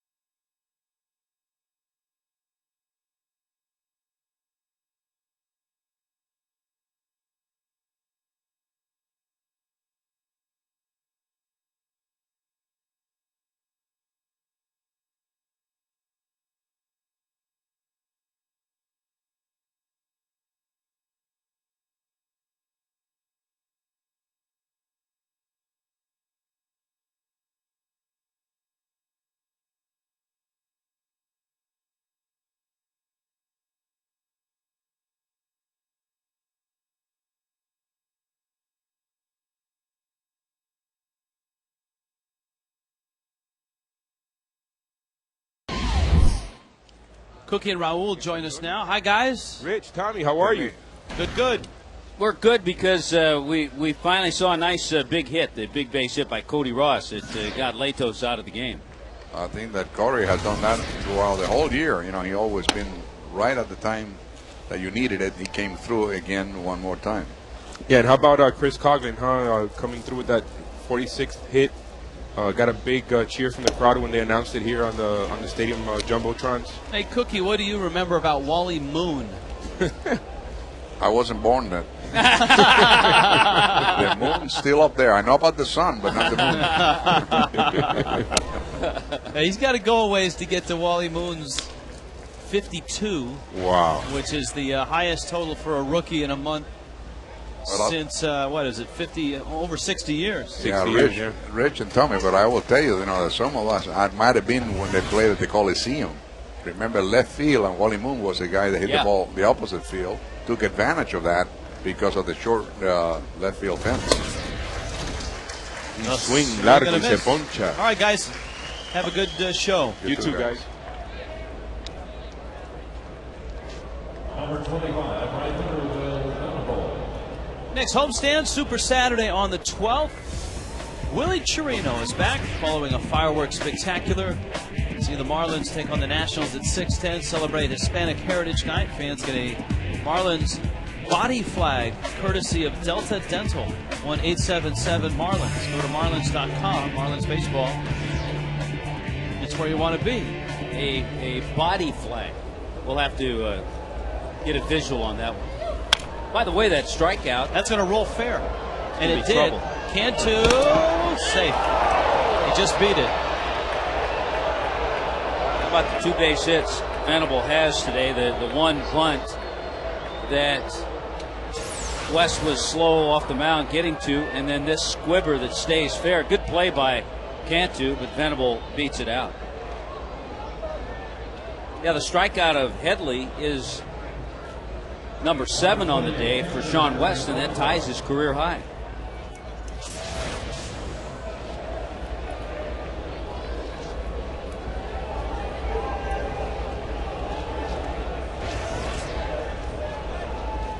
Here's Blanco.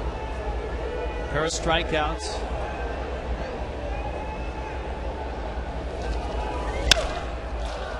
Fly ball right field. Hermida towards the line. Two down. Here comes Gwynn.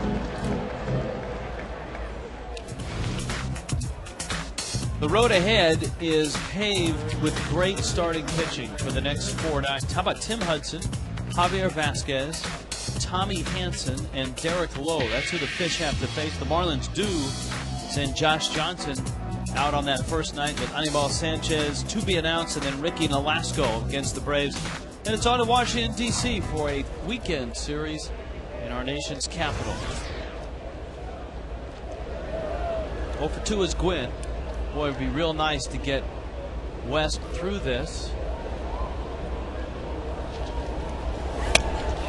Ball pops out of Bake's glove. John runs it down. In fact, if West were to get a quick out here, see Burke and Webb in the Padre pen. If West could get a quick out here, he might be able to even start the 7th. I was just curious. I was looking to see what kind of a year Wally Moon had that season in 1954. He had a good year. Hit .304, had 193 hits, 635 at bats. 52 of them came in 1 month. And that was for the St. Louis Cardinals. Let's see if that note tells what month. Yes, it was July for Wally Moon. He was a 24-year-old rookie with the Cardinals that year.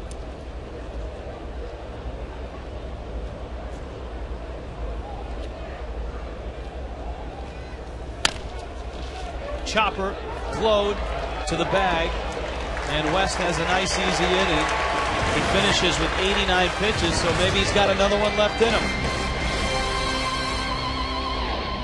Ladies and gentlemen, on Friday,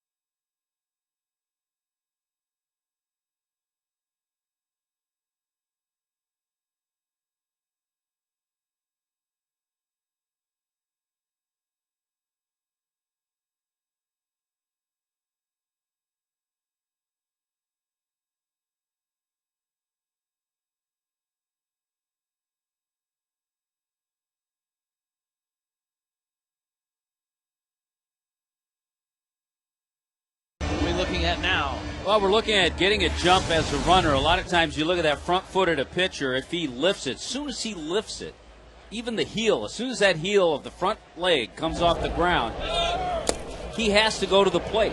So if you watch that, and you can get a good jump the way Hanley did there. And my other tip, I think I would have gone one more with Sean West. But I understand. I mean, I understand the whole concept. He hadn't thrown a lot of innings. Most innings he's thrown. A couple of years ago, shoulder surgery. And you let him leave the game with a 5-3 lead. You go back over the last 8 starts, including this one. West has given the Marlins 2 of the best starts in that span. Yeah, 6 innings. Gave up just 2 hits and a run. 6 hits and a run to the Mets. And 6 very good innings here. So a solid job by Sean West today. Mujica against Cantu, Baker, Ugla.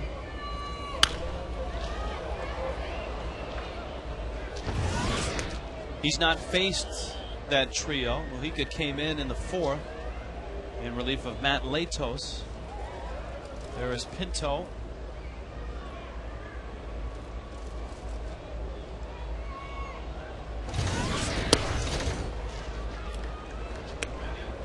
I think the last 2 ball games, a great example of why you can't, when you're in a race, you can't really worry about what everybody else is doing.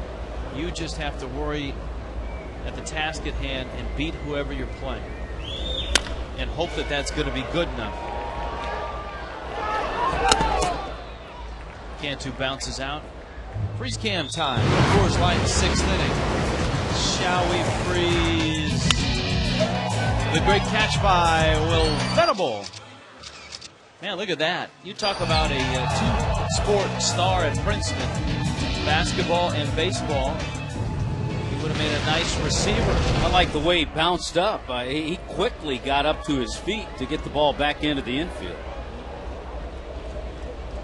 You know, the Marlins dropped a couple to the Padres, and on both nights, the Giants beat the Rockies. The Braves moved up in front of the Fish by a game. You drive yourself nuts by saying, what if? Yeah.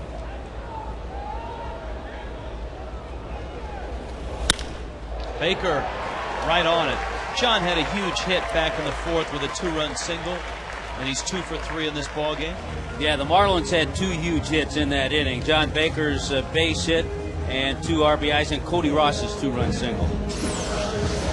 Watch how he stays back, lets the ball get to him. Ball had a little sail on it, and he just shot it out to left field. If you get that top hand over and roll over on it, you're not going to hit it as well. So baseball basics, opposite field. Sometimes players will shorten it, say he went oppo. Side of the field, the opposite of the hitter. Left field for a left-handed hitter, right field for a righty. Ugla has walked and bounced out. Or in case of a home run to the opposite field, could be called oppage. Oppage. The walk to Ugla, his 74th of the season, and I know walks, chicks dig the long ball and all that, but it's an area in which Ugla has improved this year. He's now 3 shy of his career high of 77 walks last year.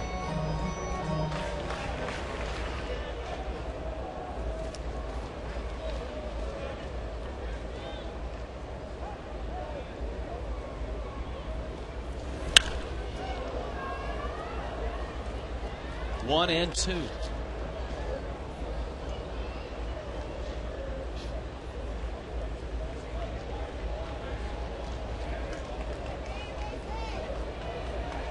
Dodgers and Reds still 2-2. That ball game's going into the 8th in Cincinnati. Remember, the Marlins have a 4-game series in Cincinnati in mid-September. And that road trip includes a 3-game stop in St. Louis. Boy, 3 tough games. Cardinals beat the Nats last night.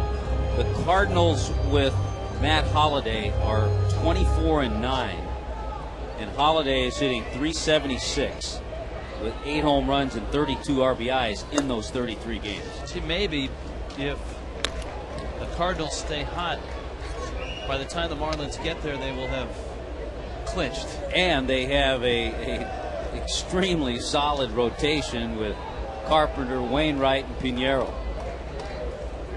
They're going to need to put about 5 or 6 more games on that lead, so that's not likely. But they're up by 9 games right now in the Central. You know what? I'd also say, and certainly Smoltz, the Marlins could see John Smoltz in that series as well. But the other thing about the Cardinals, how often have we talked or have you heard people talking about Ryan Franklin, who leads the National League in saves with 34?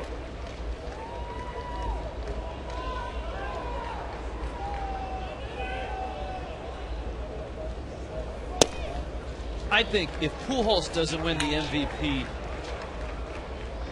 Dave Duncan should. He does it year in and year out with his pitching staff. Guys like Joel Pinheiro, Ryan Franklin. There's a long laundry list of pitchers that have gone to St. Louis, and maybe Smoltz will be a guy that's added to that list. Douglas strikes out. Kent Bottenfield, another one who went to St. Louis. Tommy, get your pen ready. Here we go. All right. Heineken Light, giving you a chance to upgrade your baseball experience and win premium seats right next to the action. In the Fox Sports Florida Heineken Light Upgrade Your Experience sweepstakes. It's your chance to win an upgrade. Send a postcard with your name, address, phone number, date of birth, and email address to the address on your screen. Or, for more information, go to fsfloridatv.com.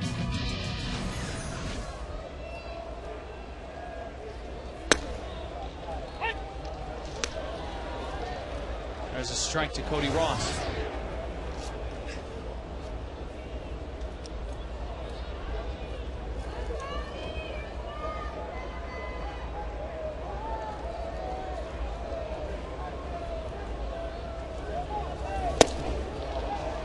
Mojica has that real heavy sinker.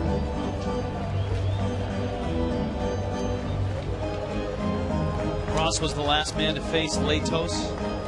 He punched one in the gap in left center, a 2-run double. Ugla, who was at first, actually came in to score when the throw from center hit him.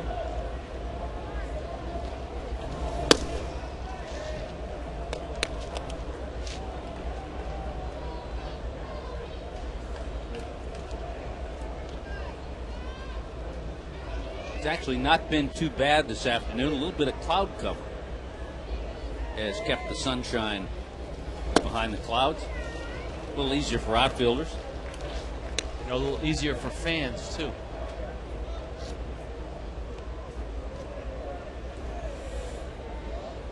Well, Mojica has done what Bud Black has wanted. He's given him some solid innings.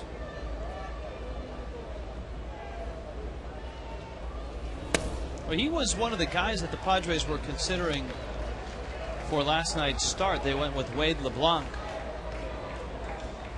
And LeBlanc ended up going 6 innings last night. They bring Mojica in early after Latos could not get through the 4th inning. Ross fouls back a 3-2 pitch with Baker on the move. I love looking at some of the stats once in a while because so much is focused on the big market teams. Leading the American League in saves. This could be an Aflac trivia question. Brian Fuentes of the Los Angeles Angels of Anaheim. You know, the Los Angeles Angels of Anaheim lead the American League West by only 4 games. Texas is 4 out in the West.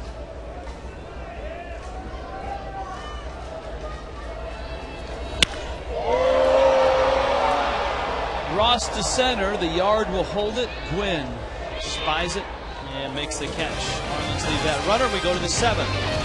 Oh, Frank! Come on!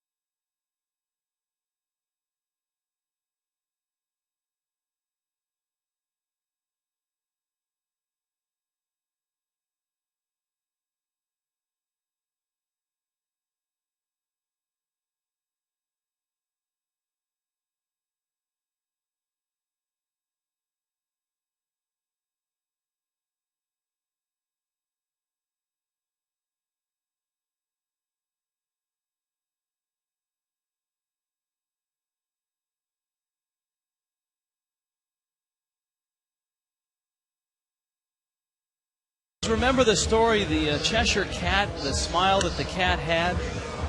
That's the same smile that Frank Ford has right now. Right, Frank? Well, guys, tough job, but somebody's got to do it. I am with the cover girls for this year's Mermaids calendar. This is Chelsea and Alessandra, and they are on the cover. And Alessandra, you did all the shooting for this right here in the ballpark, right?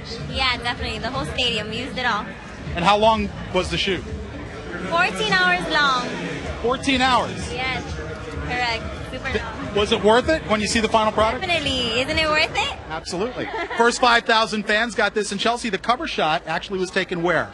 It was taken right where we're standing, actually. In the hot tub. In the hot tub. Now, there's some imagery, guys. Now, you were on the cover. Were you surprised you made the cover? I was really surprised. It was such an amazing feeling. It felt like all our hard work paid off, and everyone did such a great job. Now, the first 5,000 fans got these calendars today, and I assume you guys have spent a lot of time today signing autographs and greeting fans who got the calendar. Of course, but it's so much fun, and everyone loves looking at it, so it's a good feeling. All right, ladies, congratulations on the cover, and thank you for your time. Thank you. Guys, I know you're jealous. In fact, Rich and Tommy, I've been getting text messages from Minervini saying, why does this not happen when I'm working? You know, Frank, there are some interviews that go too long. Never long enough, right? With the young ladies? That was a little too short. Okay. That's all right. Good work. All right, you deserve it. It's been a long season. It's a beautiful calendar. It really is. They did a great job with it. And how come we didn't get any up here? Well, you know what? That's not my department. Rich and Tommy want a calendar. Can you guys arrange that? Of course. There you go. You ask, and you shall receive. All right. Thank you.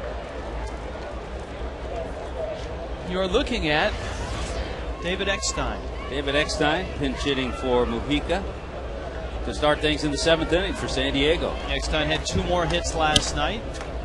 Fights that one off. He had 3 hits on Friday night. And has been a very nice addition to the Padres. Ryan Webb in the bullpen.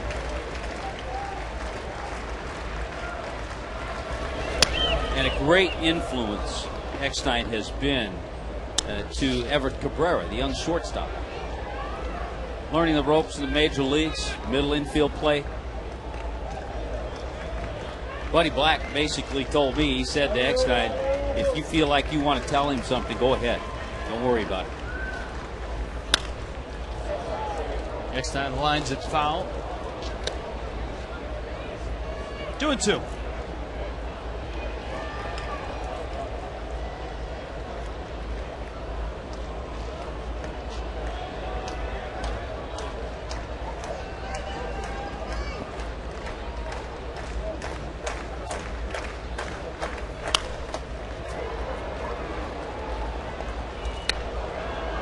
He just won't go away, will he? He just keeps fighting pitches off.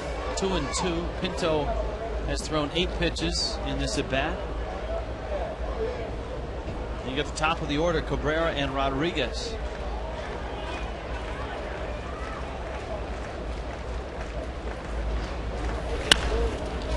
And Eckstein has done it again. He slaps that one down the line. Over to get it is Hermida. And David Eckstein, a little engine that could, has himself a pinch hit double. Yeah, the little engine that could still does. And a great at bat, fouling off pitch after pitch. Got a high fastball. And stays back, gets on top of it. Almost has to get up on his toes to hit that high fastball. And stung it past Ross Cloak.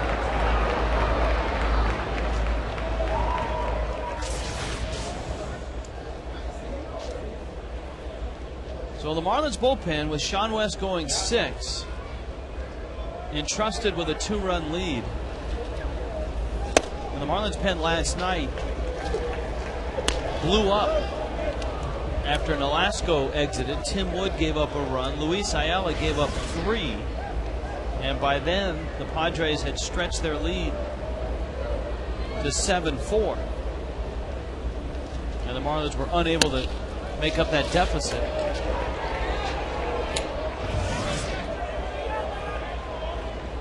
And that's not a good sign. Mark Wiley having to pick up the phone and get somebody else up.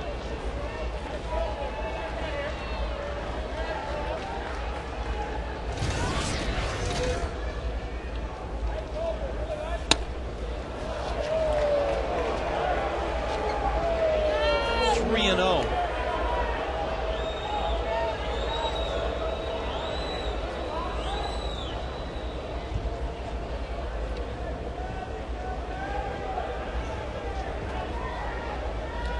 One guy I think the Marlins miss, just in watching over the last 3-4 games, is Brendan Donnelly. The calf injury that put him on the disabled list. And a guy with experience. Yes. And it makes a world of difference.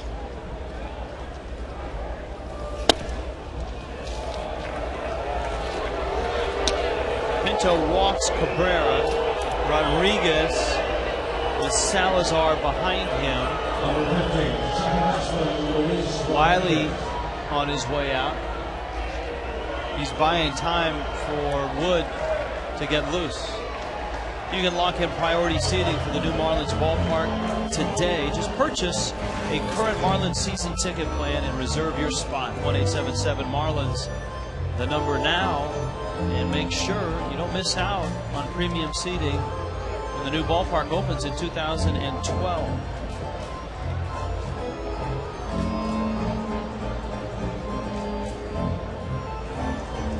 Well, a conversation going on out there, number one, to just get some time for Wood to get loose, but very frustrating for Mark Wiley, for Freddie Gonzalez. Make the move, get their left-hander in there, and he gives up a double and then walks the next man. And all of a sudden, the Padres have the tying runs on base.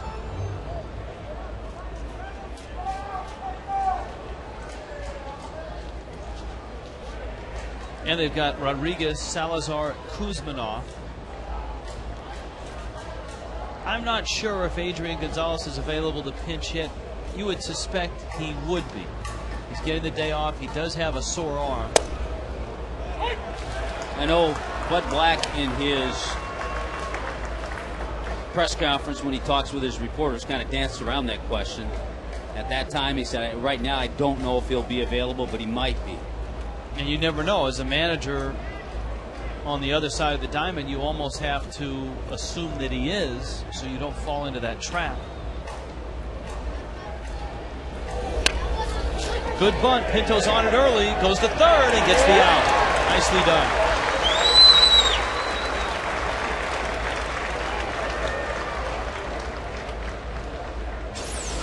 Good job by Raniel Pinto. Got off the mound quickly.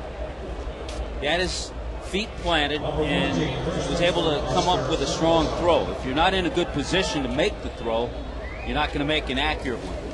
Good job. I'm sure there were guys in the infield, primarily John Baker, yelling 3-3-3, third base, and he made the play. And so now Pinto will get Oscar Salazar.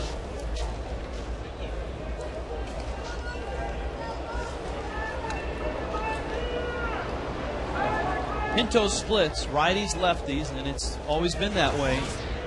He's been able to get right-handed hitters out at a better clip than the lefties. Not by much. 220 for righties, 234 for lefties. And he's strike one on Oscar Salazar. And if you're Freddie, you go, that's Oscar Salazar. It hasn't made a difference, righty or lefty, this series. So he's going to stay with Pinto. Was he 7 for 8 in the series? 7 for 8.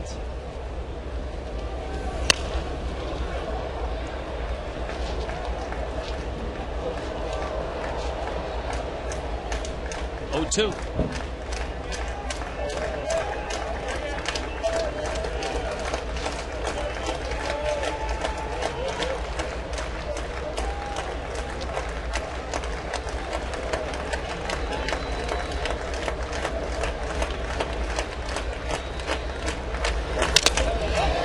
Fouled at the plate.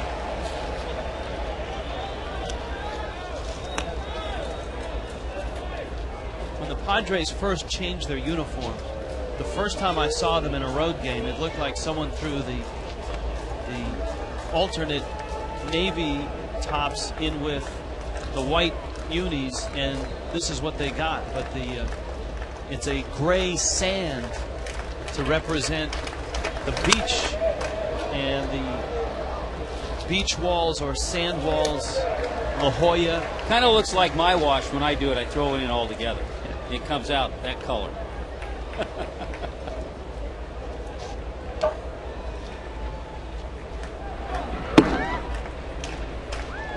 Webb and Thatcher.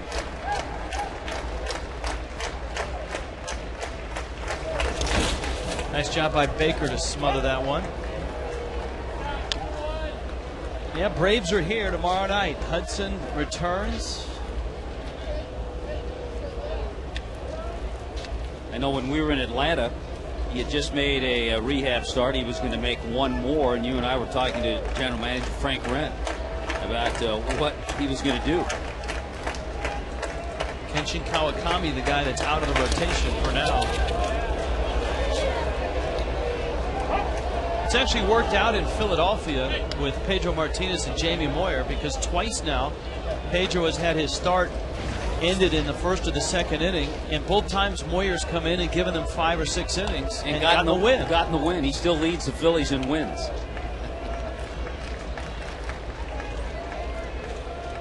Those are all your matchups. Marlins still a question on Wednesday night.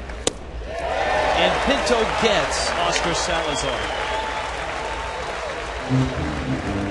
Looked like he got him with that nice patented Pinto changeup. Yeah, maybe a slider.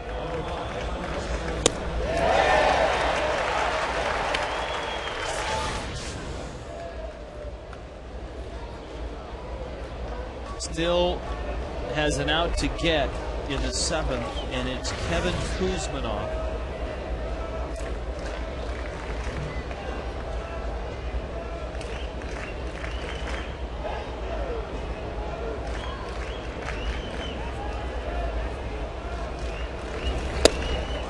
Strike to Kuzmanov. The long silence you hear in the booth is because the Mermaid calendars have been delivered. So you ask and you receive. Thought I'd lost you there for a moment. Some great articles. Yes,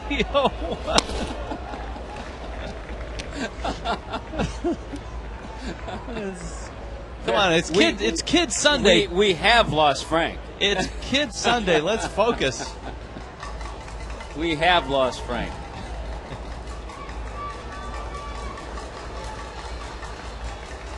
There's a 1-1, and Pinto likes Rich to and throw Tommy? that changeup. Frank? I'm not lost. Where are you? You're in for a surprise in just a few minutes. Frank sounds like he's been locked in a cabinet. It's called an elevator. Oh, you're the... See, Frank's mic works in the elevator, but our cell phones don't. No. There's a 2-1, and it's inside.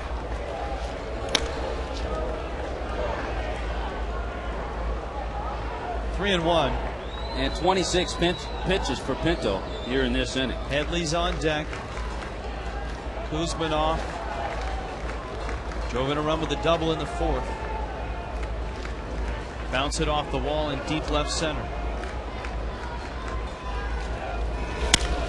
Ground ball rolled over on it. Cantu gets the out, and Pinto gets through the inning. High anxiety, yeah, sort of, but he leaves 2 by 3 fish.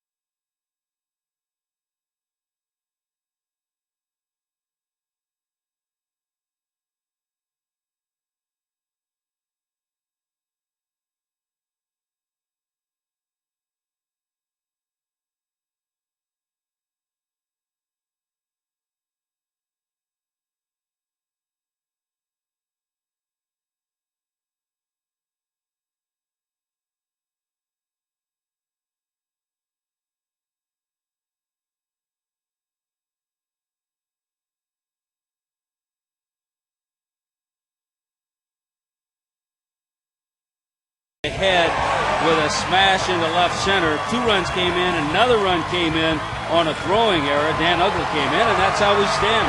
5-3 game. Frank, what do you have for us? I'm up here in the booth, guys, and you asked for the mermaid calendars. Not only are you getting calendars, but we had them delivered in person by Chelsea and Alessandra. I'm going to turn the mic over to the young ladies so you can talk to them. Okay. All right, ladies. Could you autograph this for us, please? Sure. All right, right there. So we're getting the autograph. Now, you guys, thank you. This is not the outfit that you wore on the cover, apparently. No. We switch it around, but this is our baseball suit. Very nice. All right, what's the most exciting thing about being a Marlins mermaid? Well, making friends, performing for the fans, and everything. How about the shoot? You said 14 hours it took, right? Yeah, we got here at 5 a.m. and we didn't even leave until about 6 p.m. Wow. Now, I've always been curious because there's the mermaids and the manatees. You guys don't train together, right? No, we don't. We have our separate little separate. baseball thing going Do you know on. if the manatees are coming out with a calendar? I sure hope so. I want to see some of them laying in the water. All right, well, now one of these days we'll be frolicking in the hot tub and do a game down there. And so we hope that you guys will still be down there, and we'll see you down there. But not on a Kid Sunday. Yeah. All right? We'll make sure to stop by. Yeah, thanks for stopping by today. Thank you. All right. Now, Minervini never did that for you guys, did he? No, he never did, This Frank. is the highlight of the season right here. Thank you, Frank. Okay, guys. All right, the Marlins go to work here. And they will do it against Ryan Webb. Who are the Marlins playing here, Tommy? I've lost track of that. I think it's the Padres and a new pitcher, 58, Ryan Webb, and X9 stays in the game. See, you got to keep your focus, Rich. Where? X9 stays in the game, and he's at second base. And Hermida is up. Hermida, pitcher spot, and then Coughlin in the 7th. That's the first time the Mermaids have ever been in the booth? I think they might have been up for my birthday one time. That's a birthday present.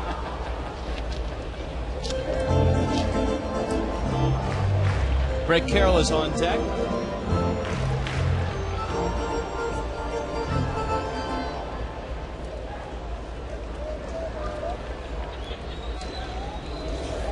Two from Webb is outside. Marlins a 5-3 lead. Lindstrom getting loose for the 8th.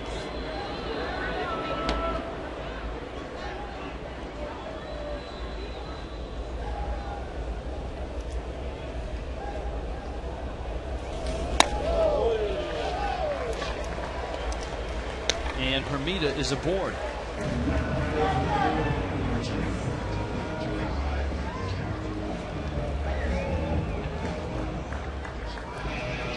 You know, when the Mermaids were here, I was going to ask them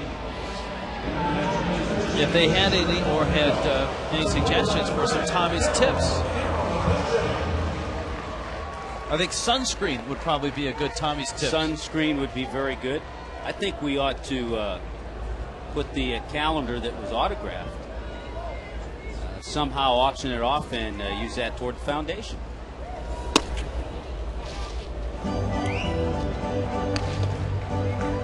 Brett Carroll.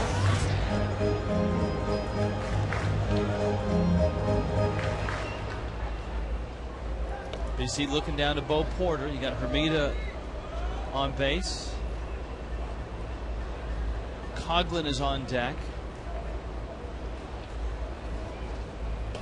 I always thought this is one of the toughest things to do, go up as a pinch hitter to then try to drop down a sacrifice bunt.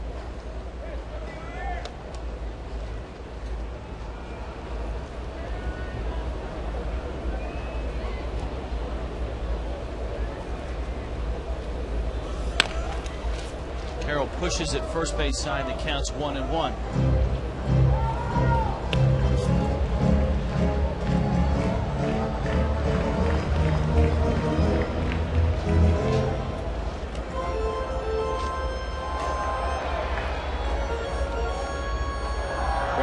got himself a base hit the other night, pinch hit single, but has not had a sacrifice bunt since June of '07. Hermida, after a good move. Webb is one of those guys who's big and gangly, but has quick feet.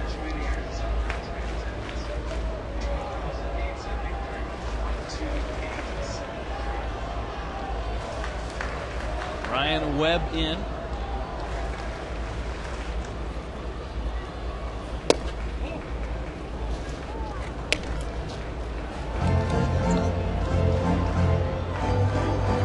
Okay, one thing, Brett's doing a good job in staying away from pitches that aren't strikes. And if I were to give one tip on bunting, bunt strikes. You got a lot better chance.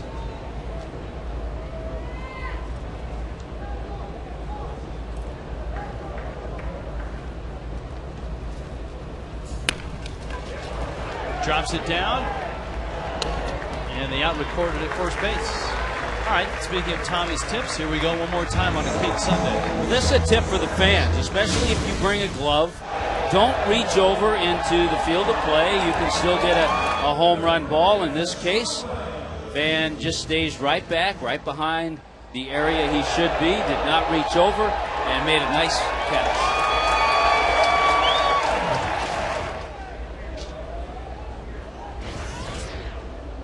Plus, if you reach over, you might get tossed out of the game.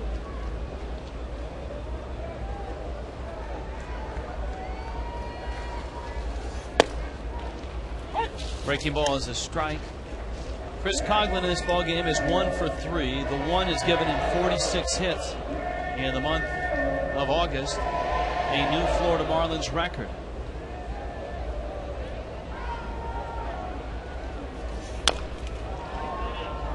And when you do stuff like that, you get yourself Coughlin's Cowgirls. They will be coming out with a calendar in October.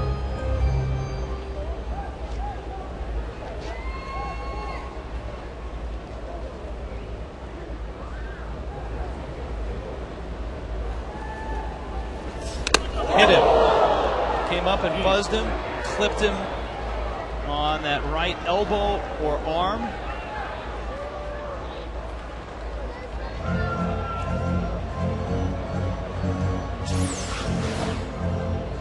First time he's been hit this year, and it was with a good fastball, and it got him pretty good.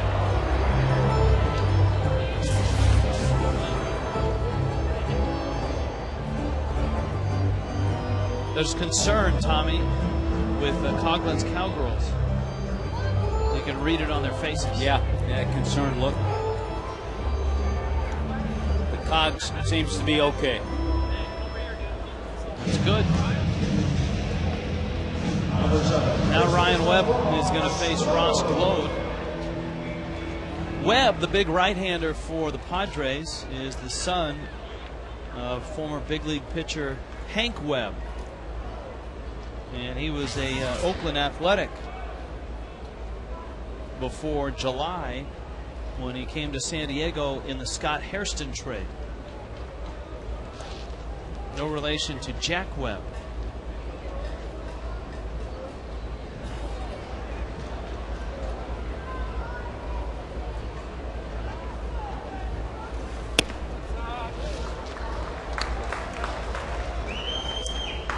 Longtime baseball TV producer Bill Webb.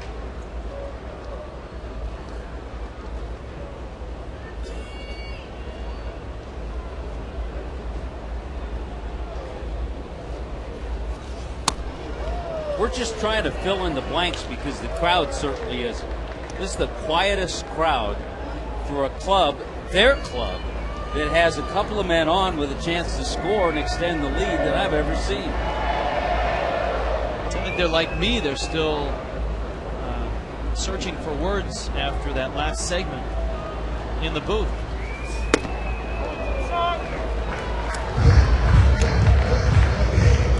He should feel okay as Red Sox have a 4-0 lead against Toronto. It's against Roy Halladay, too. Even he looks listless, though. Yeah.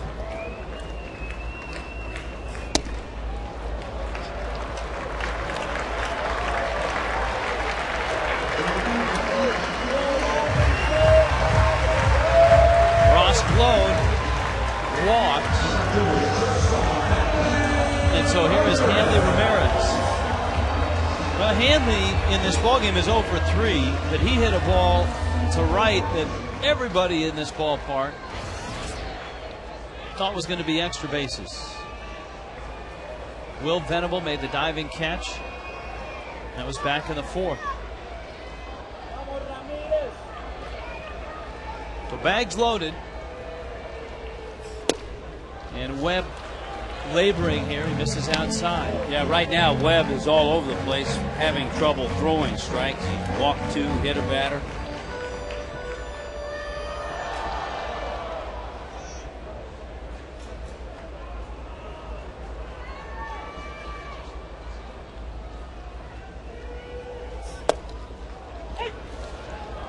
That's a strike.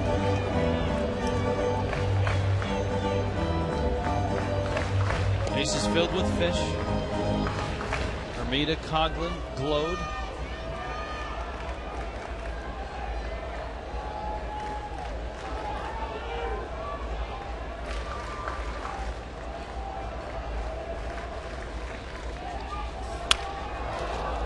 A little soft ground ball wide of the bag.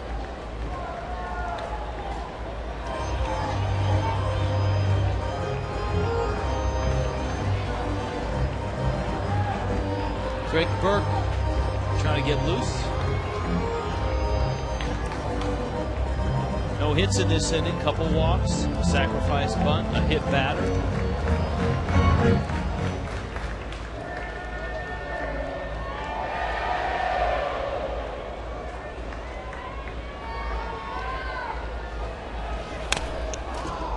And Hanley fouls it at the plate.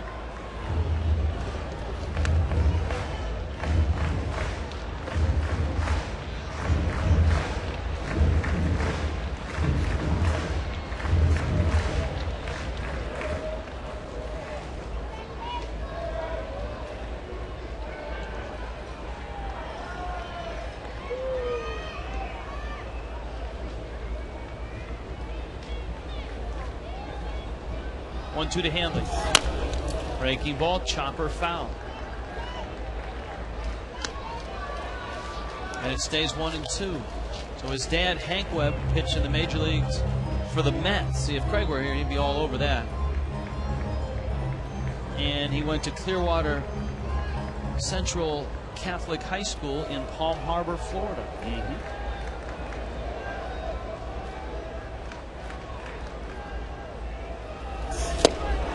And he strikes out Hanley on a slider that dives outside.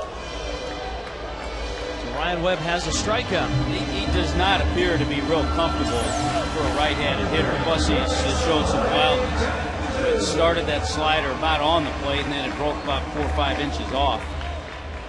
Tough pitch with 2 strikes. 4th round pick by the A's back in 2004. A rare high school pitcher drafted by the A's in 2004.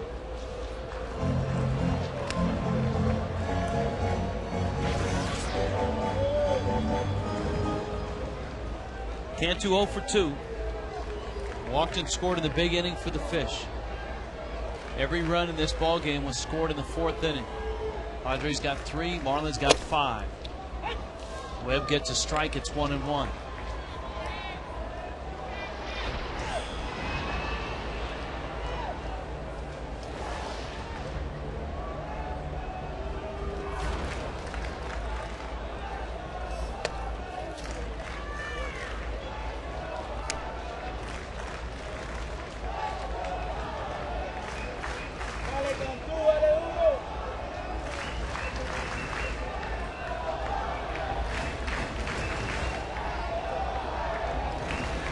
Two-one. Up the middle, Cabrera flips it to Eckstein, and the Marlins leave him loaded in the 7th. To the 8th we go. 5-3 Fish.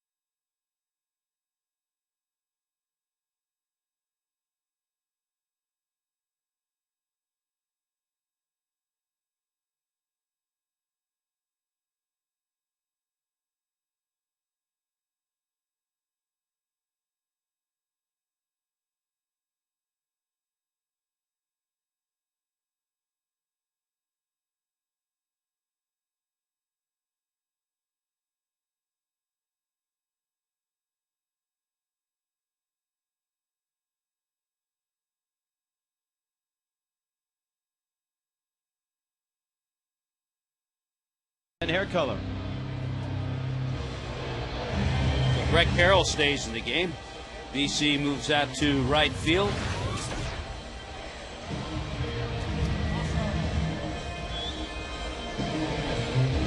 And Matt Lindstrom out of the bullpen.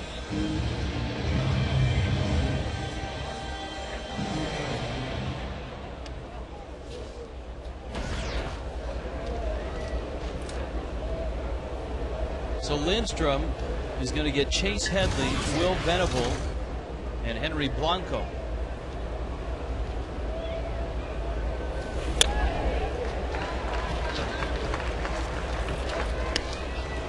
Strike one from Lindstrom. Last night, the Marlins bullpen, after the meltdown, had Kiko Calero and Leo Nunez both pitch an inning in relief. Lindstrom threw on Friday night. Yeah, we've talked about Matt Lindstrom, 12 appearances since his return from the disabled list, and an ERA of 1.80. So very good fastballs, good sliders. Occasionally the changeup, the splitter.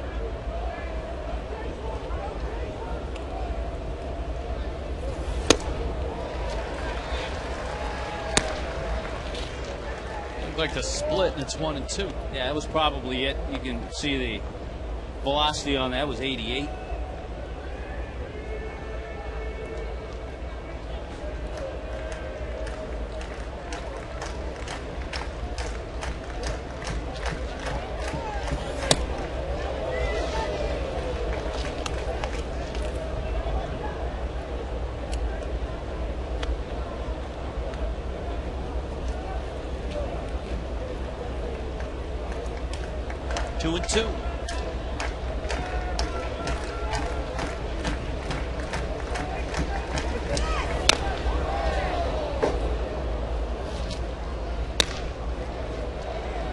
If the bullpen can secure this win, the Marlins would go to 68 and 62.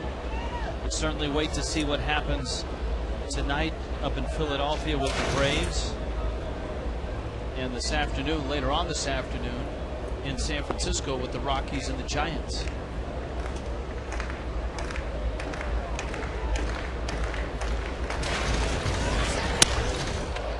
Liner to left, and that's going to drop in. Coughlin picks it up. Headley has a leadoff single. How about some checkers? Now the double catches of the game. Gwynn and Venable. Gwynn and Venable. Diving catches. That one, a tremendous play by Venable, robbing Hanley Ramirez.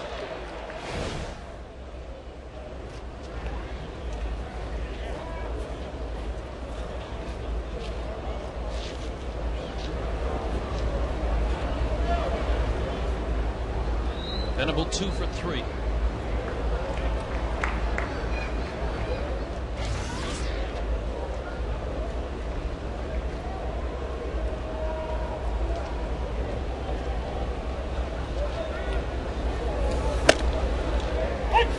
Lindstrom rushes up at fastball for a strike. His father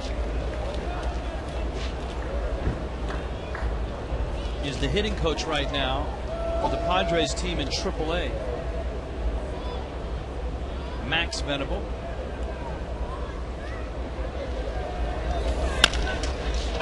Chopper. Hanley going to hurry, and he gets the out. Headley moves up. Venable is out. Here comes Blanco. Yeah, you wanted to see Hanley make that play. Venable hasn't hit a ball out of the infield, and he has 2 hits today. So Hanley with a good charge, and they got rid of it in a hurry. Yes, sir. Will has a brother, Winston, that plays football at Boise State. Yeah, I hope he plays offense. Aren't they? They're a real offensive-oriented team. They are. They're a very good program. They opened their season against Oregon on the blue turf, which, if you've never visited, is one of the nice cities in the U.S. By the way, we get our answer on Adrian Gonzalez. Here he is, pinch hitting for Henry Blanco.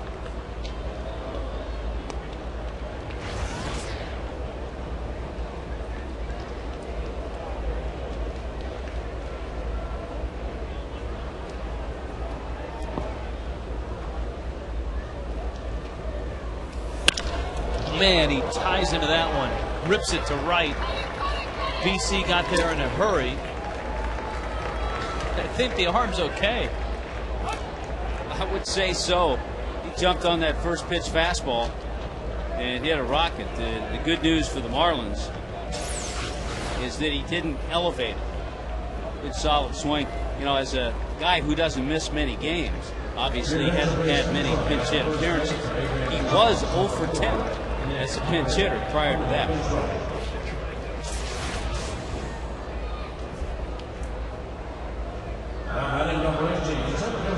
They're going to run for him as well. Well, Hundley's going to come in the game to catch anyway because Gonzalez pinch hit for Blanco. So Nick Hundley comes in and pinch runs.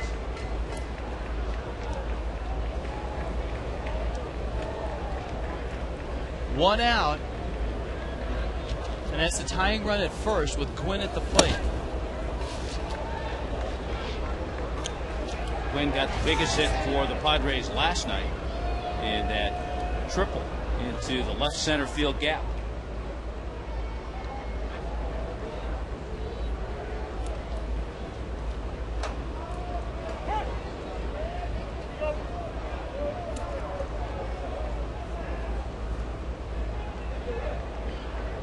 Lindstrom did not face Gwynn on Friday night.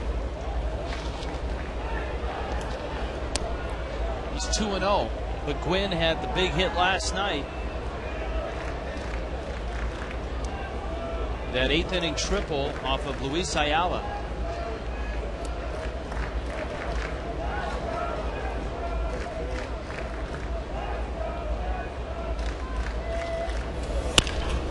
Ground ball wide of first and foul. This was last night? Yeah, this is the kind of hitter he is when he stays back and he got a pitch up, laced it into that gap in left center. So the big hit last night, of course, he got one of the biggest hits in Milwaukee Brewers history against the Padres. That's right. That was the hit that knocked the Padres into the one-game playoff for the wild card spot. And they lost that game in Colorado.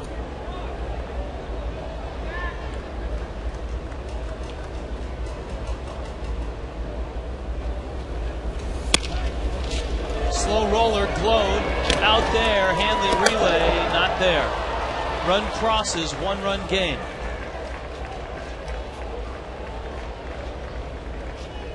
That's what good speed will do for you. It gets Gwynn an RBI. It scores Headley. Hundley is erased at second. And certainly be alive and look out for Gwynn trying to steal and get into scoring position for David Eckstein. Remember, Eckstein stayed in the game to go play second. Got a pinch hit double back in the 7th inning.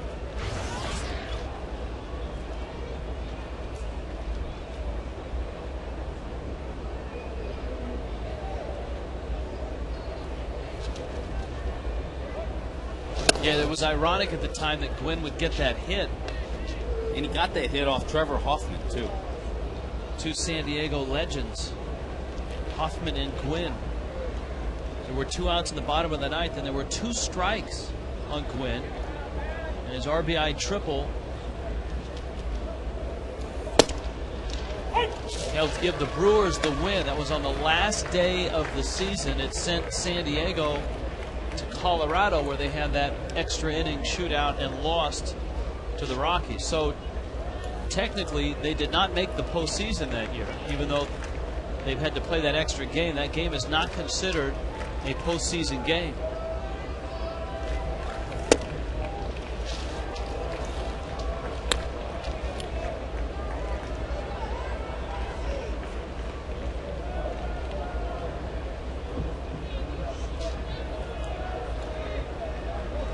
See what Gwynn does here on the 1-1 pitch.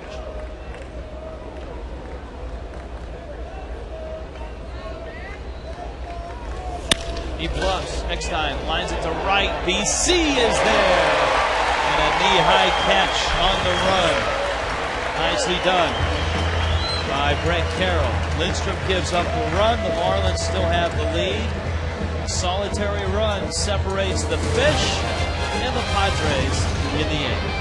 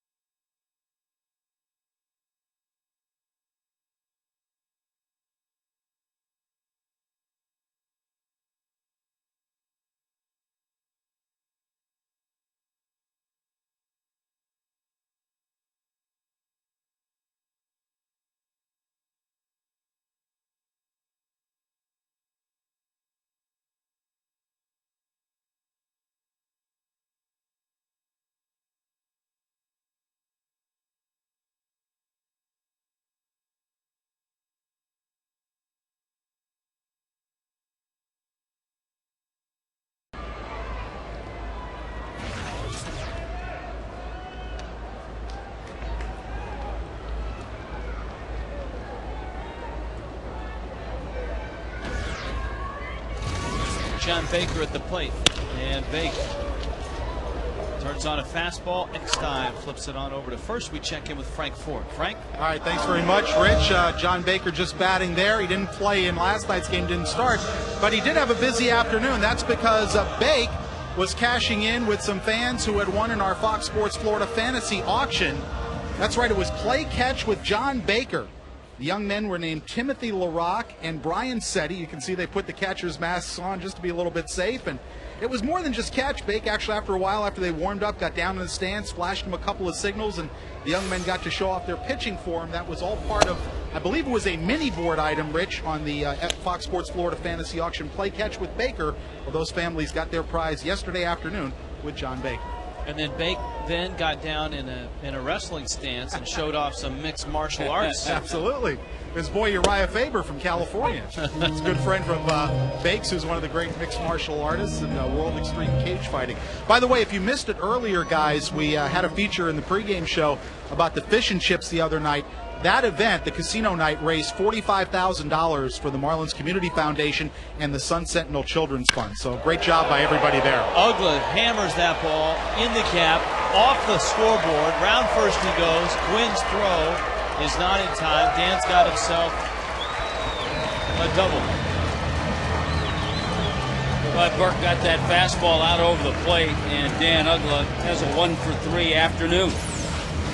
Watch him rip this fastball. There it is. This is solid. Stayed on it. Top half of his body. And just smoked it off the scoreboard. Made it a fairly close play at second base, because Tony Gwynn plays it nicely off the scoreboard and comes in with a strong throw.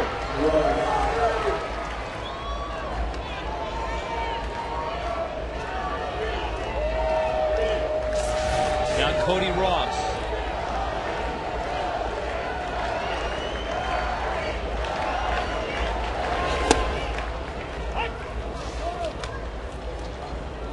Strike to Cody, it's 0-1.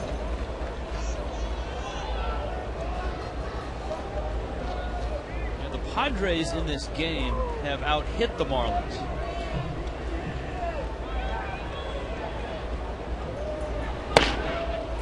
Marlins have just 6 hits. Yeah, and 4 of those came in the 4th inning.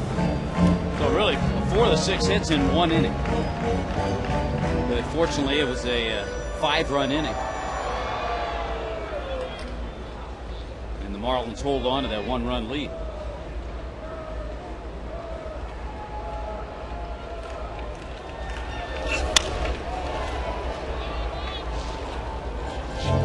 Cody flashes it foul.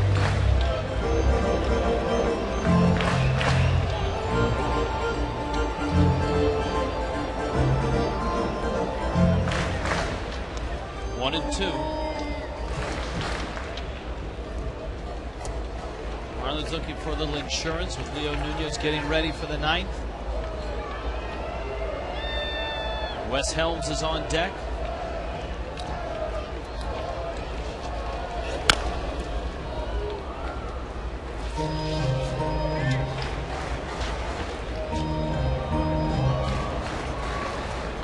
You see the report today, a little article that Gonzo has officially retired. Luis Gonzalez will be a part of the Arizona Diamondbacks front office as a special assistant. One of the finest. 1-2. Ball pops over the head of Hundley. Now Ugla's at third in an RBI spot for Cody. You'll see if the Padres, they probably will bring the infield in. Yeah, this pitch just gets away, and a good read by Dan Ugla to get over third easily. It's a situation you love as a hitter. A little different though now with Cody, because the count's 2-2. He already had 2 strikes on it.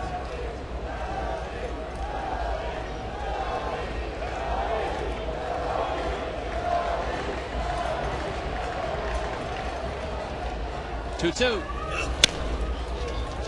Cold foul. Yeah, Gonzo, the one year that he was here, I know for you and for me, it was fun to be around just because you'd heard so much about him in the brief times that you get to see him on an opposing team. Yeah, you'd seen him play against your teams and things, yeah. But to watch him every day in the clubhouse and around the team and on team flights and all that, just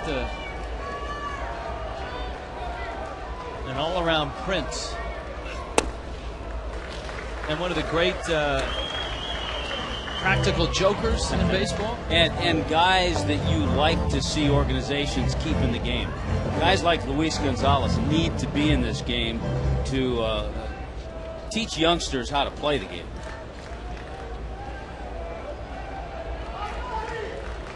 Saw Helms on deck.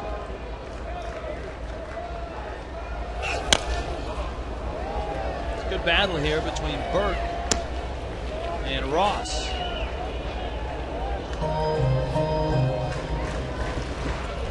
Cubs are losing, 6th inning, 4-1. Mets on top. That was a Zambrano start.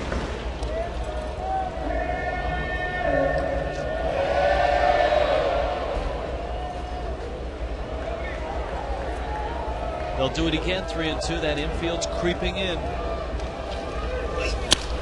Cody reaches out, hits a soft fly ball to right field. Charging is Venable, makes the catch, and Ugla will hold at third. That one not deep enough to get it done, and so Wes Helms is going to take his best shot with 2 outs. That's a tough battle. You love that situation, but when you have 2 strikes on you, you just have to guard the plate. Burke made some pretty good pitches and made a good pitch to get Cody there.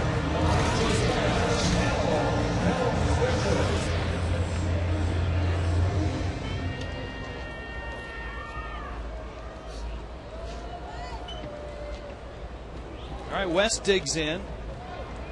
Helms getting the start last night, had 2 more hits, his average up over 280.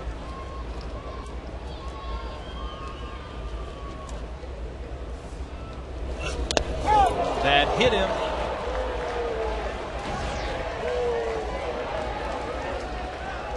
And so Helms trots on down to first base.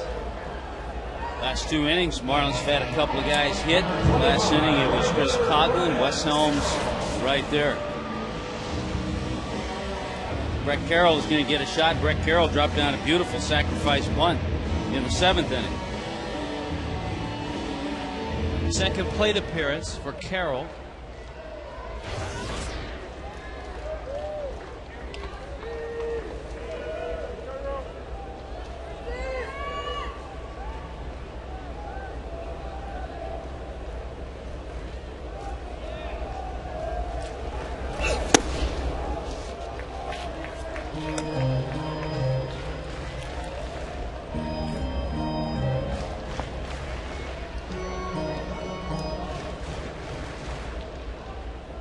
Helms and Ugla on the corners.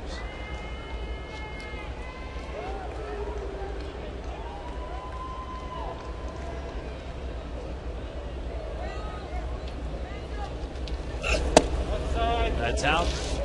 Padres jumped to a 3-0 lead in this one. That was in the 4th. Marlins answered back in the same inning with 5. And nary a run was scored until the Padres got a run in the 8th. Bottom 8 here.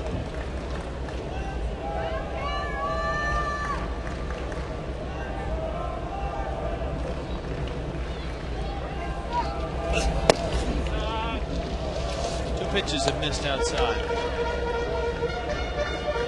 One of the things we saw, Rich, with Brett Carroll when he was here and as he started to get more playing time, he was seeing the ball better, a little more patient at bats.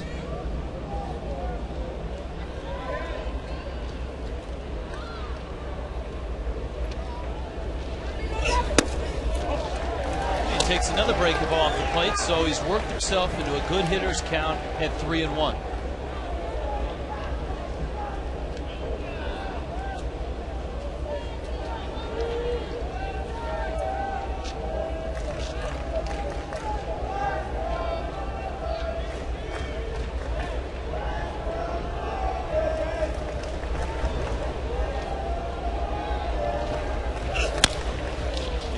That 3-1 pitch foul. And it's such an adjustment. I know we talked about it the other night. with Gabby Sanchez. Playing every day and then getting here and not getting at bats. And what you know, I noticed last night he had a 2 for 3 night with a double. He got 4 or 5 ABs and saw some pitches. But coming up here, sporadic at bats, he hasn't had a lot of chances, a lot of good at bats.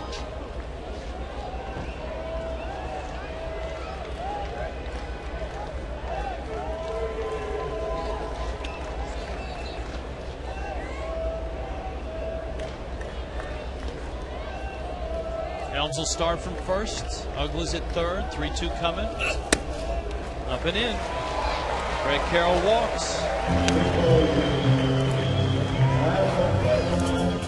Whole question, is it morally acceptable to root for the Mets if it helps the fish? And 65% said yes. The other 35% just couldn't bring themselves. And a new question. What's been the biggest surprise in 2009? Good Rockies, bad Cubs, bad Mets, good Rangers. I would say this is just my choice. Can we throw out our choices?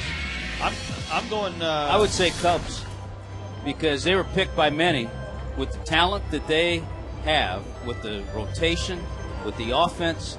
They were picked by many to win the National League Central. I would go with the Texas Rangers as a bigger surprise. Okay. Even though the Rangers are not quite there in terms of the postseason, Texas is second in the wild card, 2.5 back. Second in the West, 4 back. Coughlin's Cowgirls will saddle up for this AB. Chris is 1 for 3. He's hit with the pitch his last time up. And Burke's sinker misses down low. Burke has come in and now has thrown 21 pitches. Uggla's double. He hit Helms. He walked Carroll. And he has 2 outs along the way.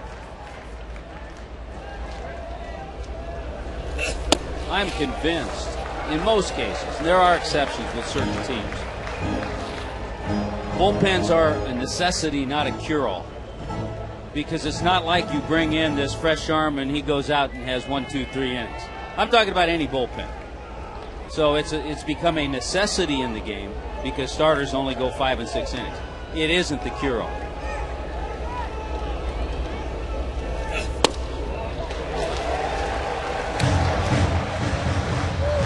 And right now, Bud Black may have some more adjectives to describe what's going on.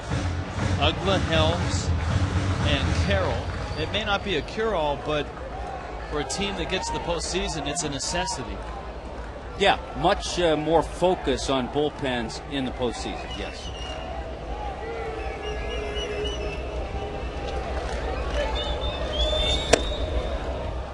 BC gets a strike. 3-1. Or excuse me, CC. It's that whole BCCC thing in San Francisco. Got me all mixed up. Are we going to revive that? Are we going to revive an episode of BC and CC? You never know. They're going to D.C. Yeah. Always have the Arch in St. Louis, too. Burke walks him. Conklin picks up RBI number 38.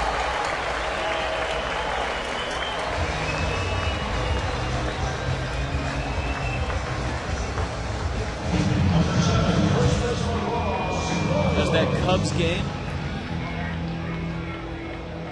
And the Rockies and Giants are just underway. Matt Cain is throwing his first pitches out in San Francisco.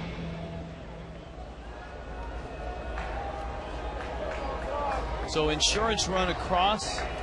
Glode is up there. Nobody's throwing in the Padres pen. So Greg Burke, if he's looking for someone to bail him out, I don't think he's going to get it. He's, yeah, if he peeks over his shoulder, just now it looks like the phone rang down to that bullpen, but nobody has been warming up.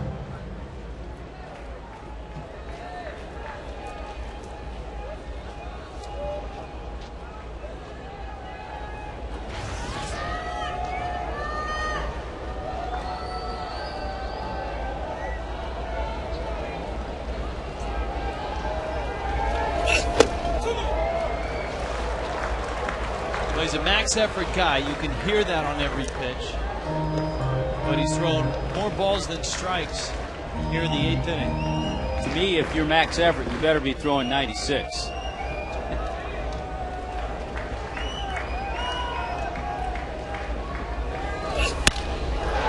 Blown right field. Venable makes the catch. Marlins leave him loaded. They squeeze a run out of the 8th and go to the 9th.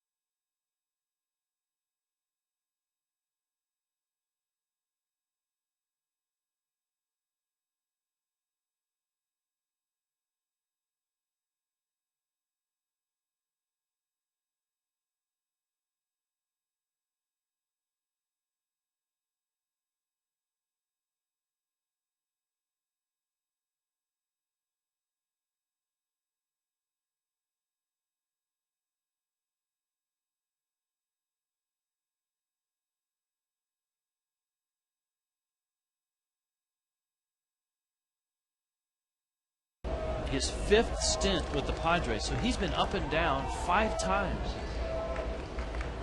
At least he's staying on West Coast time. Going south, going from Portland to San Diego. In AAA, he hit just .232.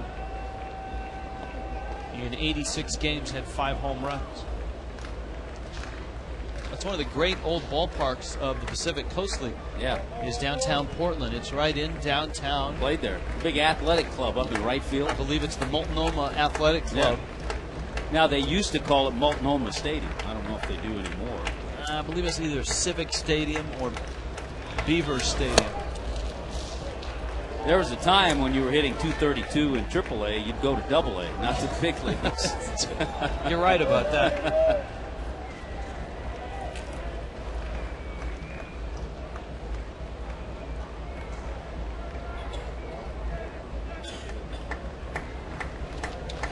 Runner goes, big jump, chopper out towards second.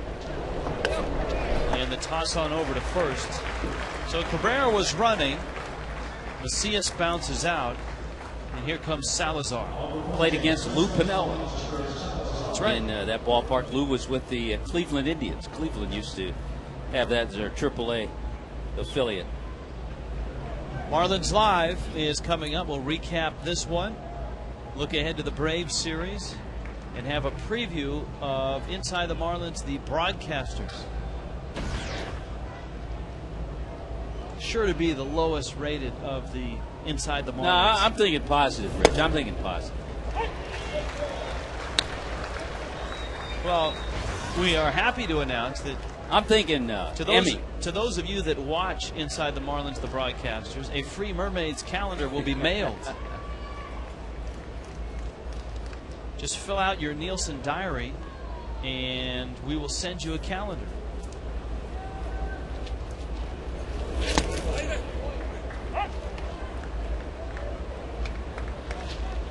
We would be a part of the Leslie Nielsen diary in that case.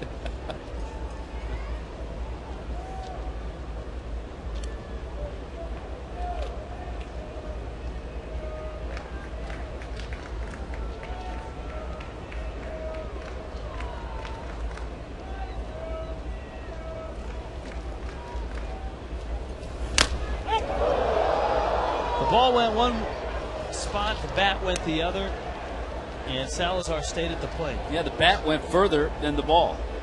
Everybody okay? Everybody appears to be okay. Where's the bat? Didn't drop the calendar. You notice he didn't drop the calendar. I know, but he didn't get the bat either. Now, wait a minute here. See? Now he's getting it back. Glenn Hoffman goes over, rewards the gentleman with a bat. See, you never thought about it, but these calendars, Tommy, are a safety issue because that fan obviously was looking at the calendar and not the game. Always keep your eye on the ball. But it's hard to overlook April. Here's the 1-2. Chopper in the hole. Hanley throws on the run and makes a gorgeous play.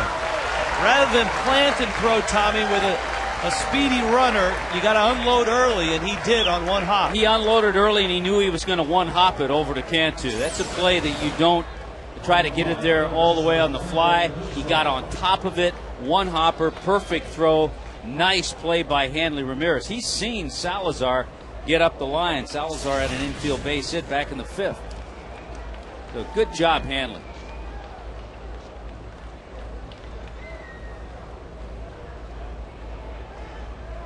Hanley Ramirez has had a very good defensive season. Ground ball. Helms. Ball game. Marlins win it. Nunez saves it. A much-needed win for the Fish. They really had to get this ball game against the Padres. After stumbling through the first two, the Fish salvage a game of this 3-game set.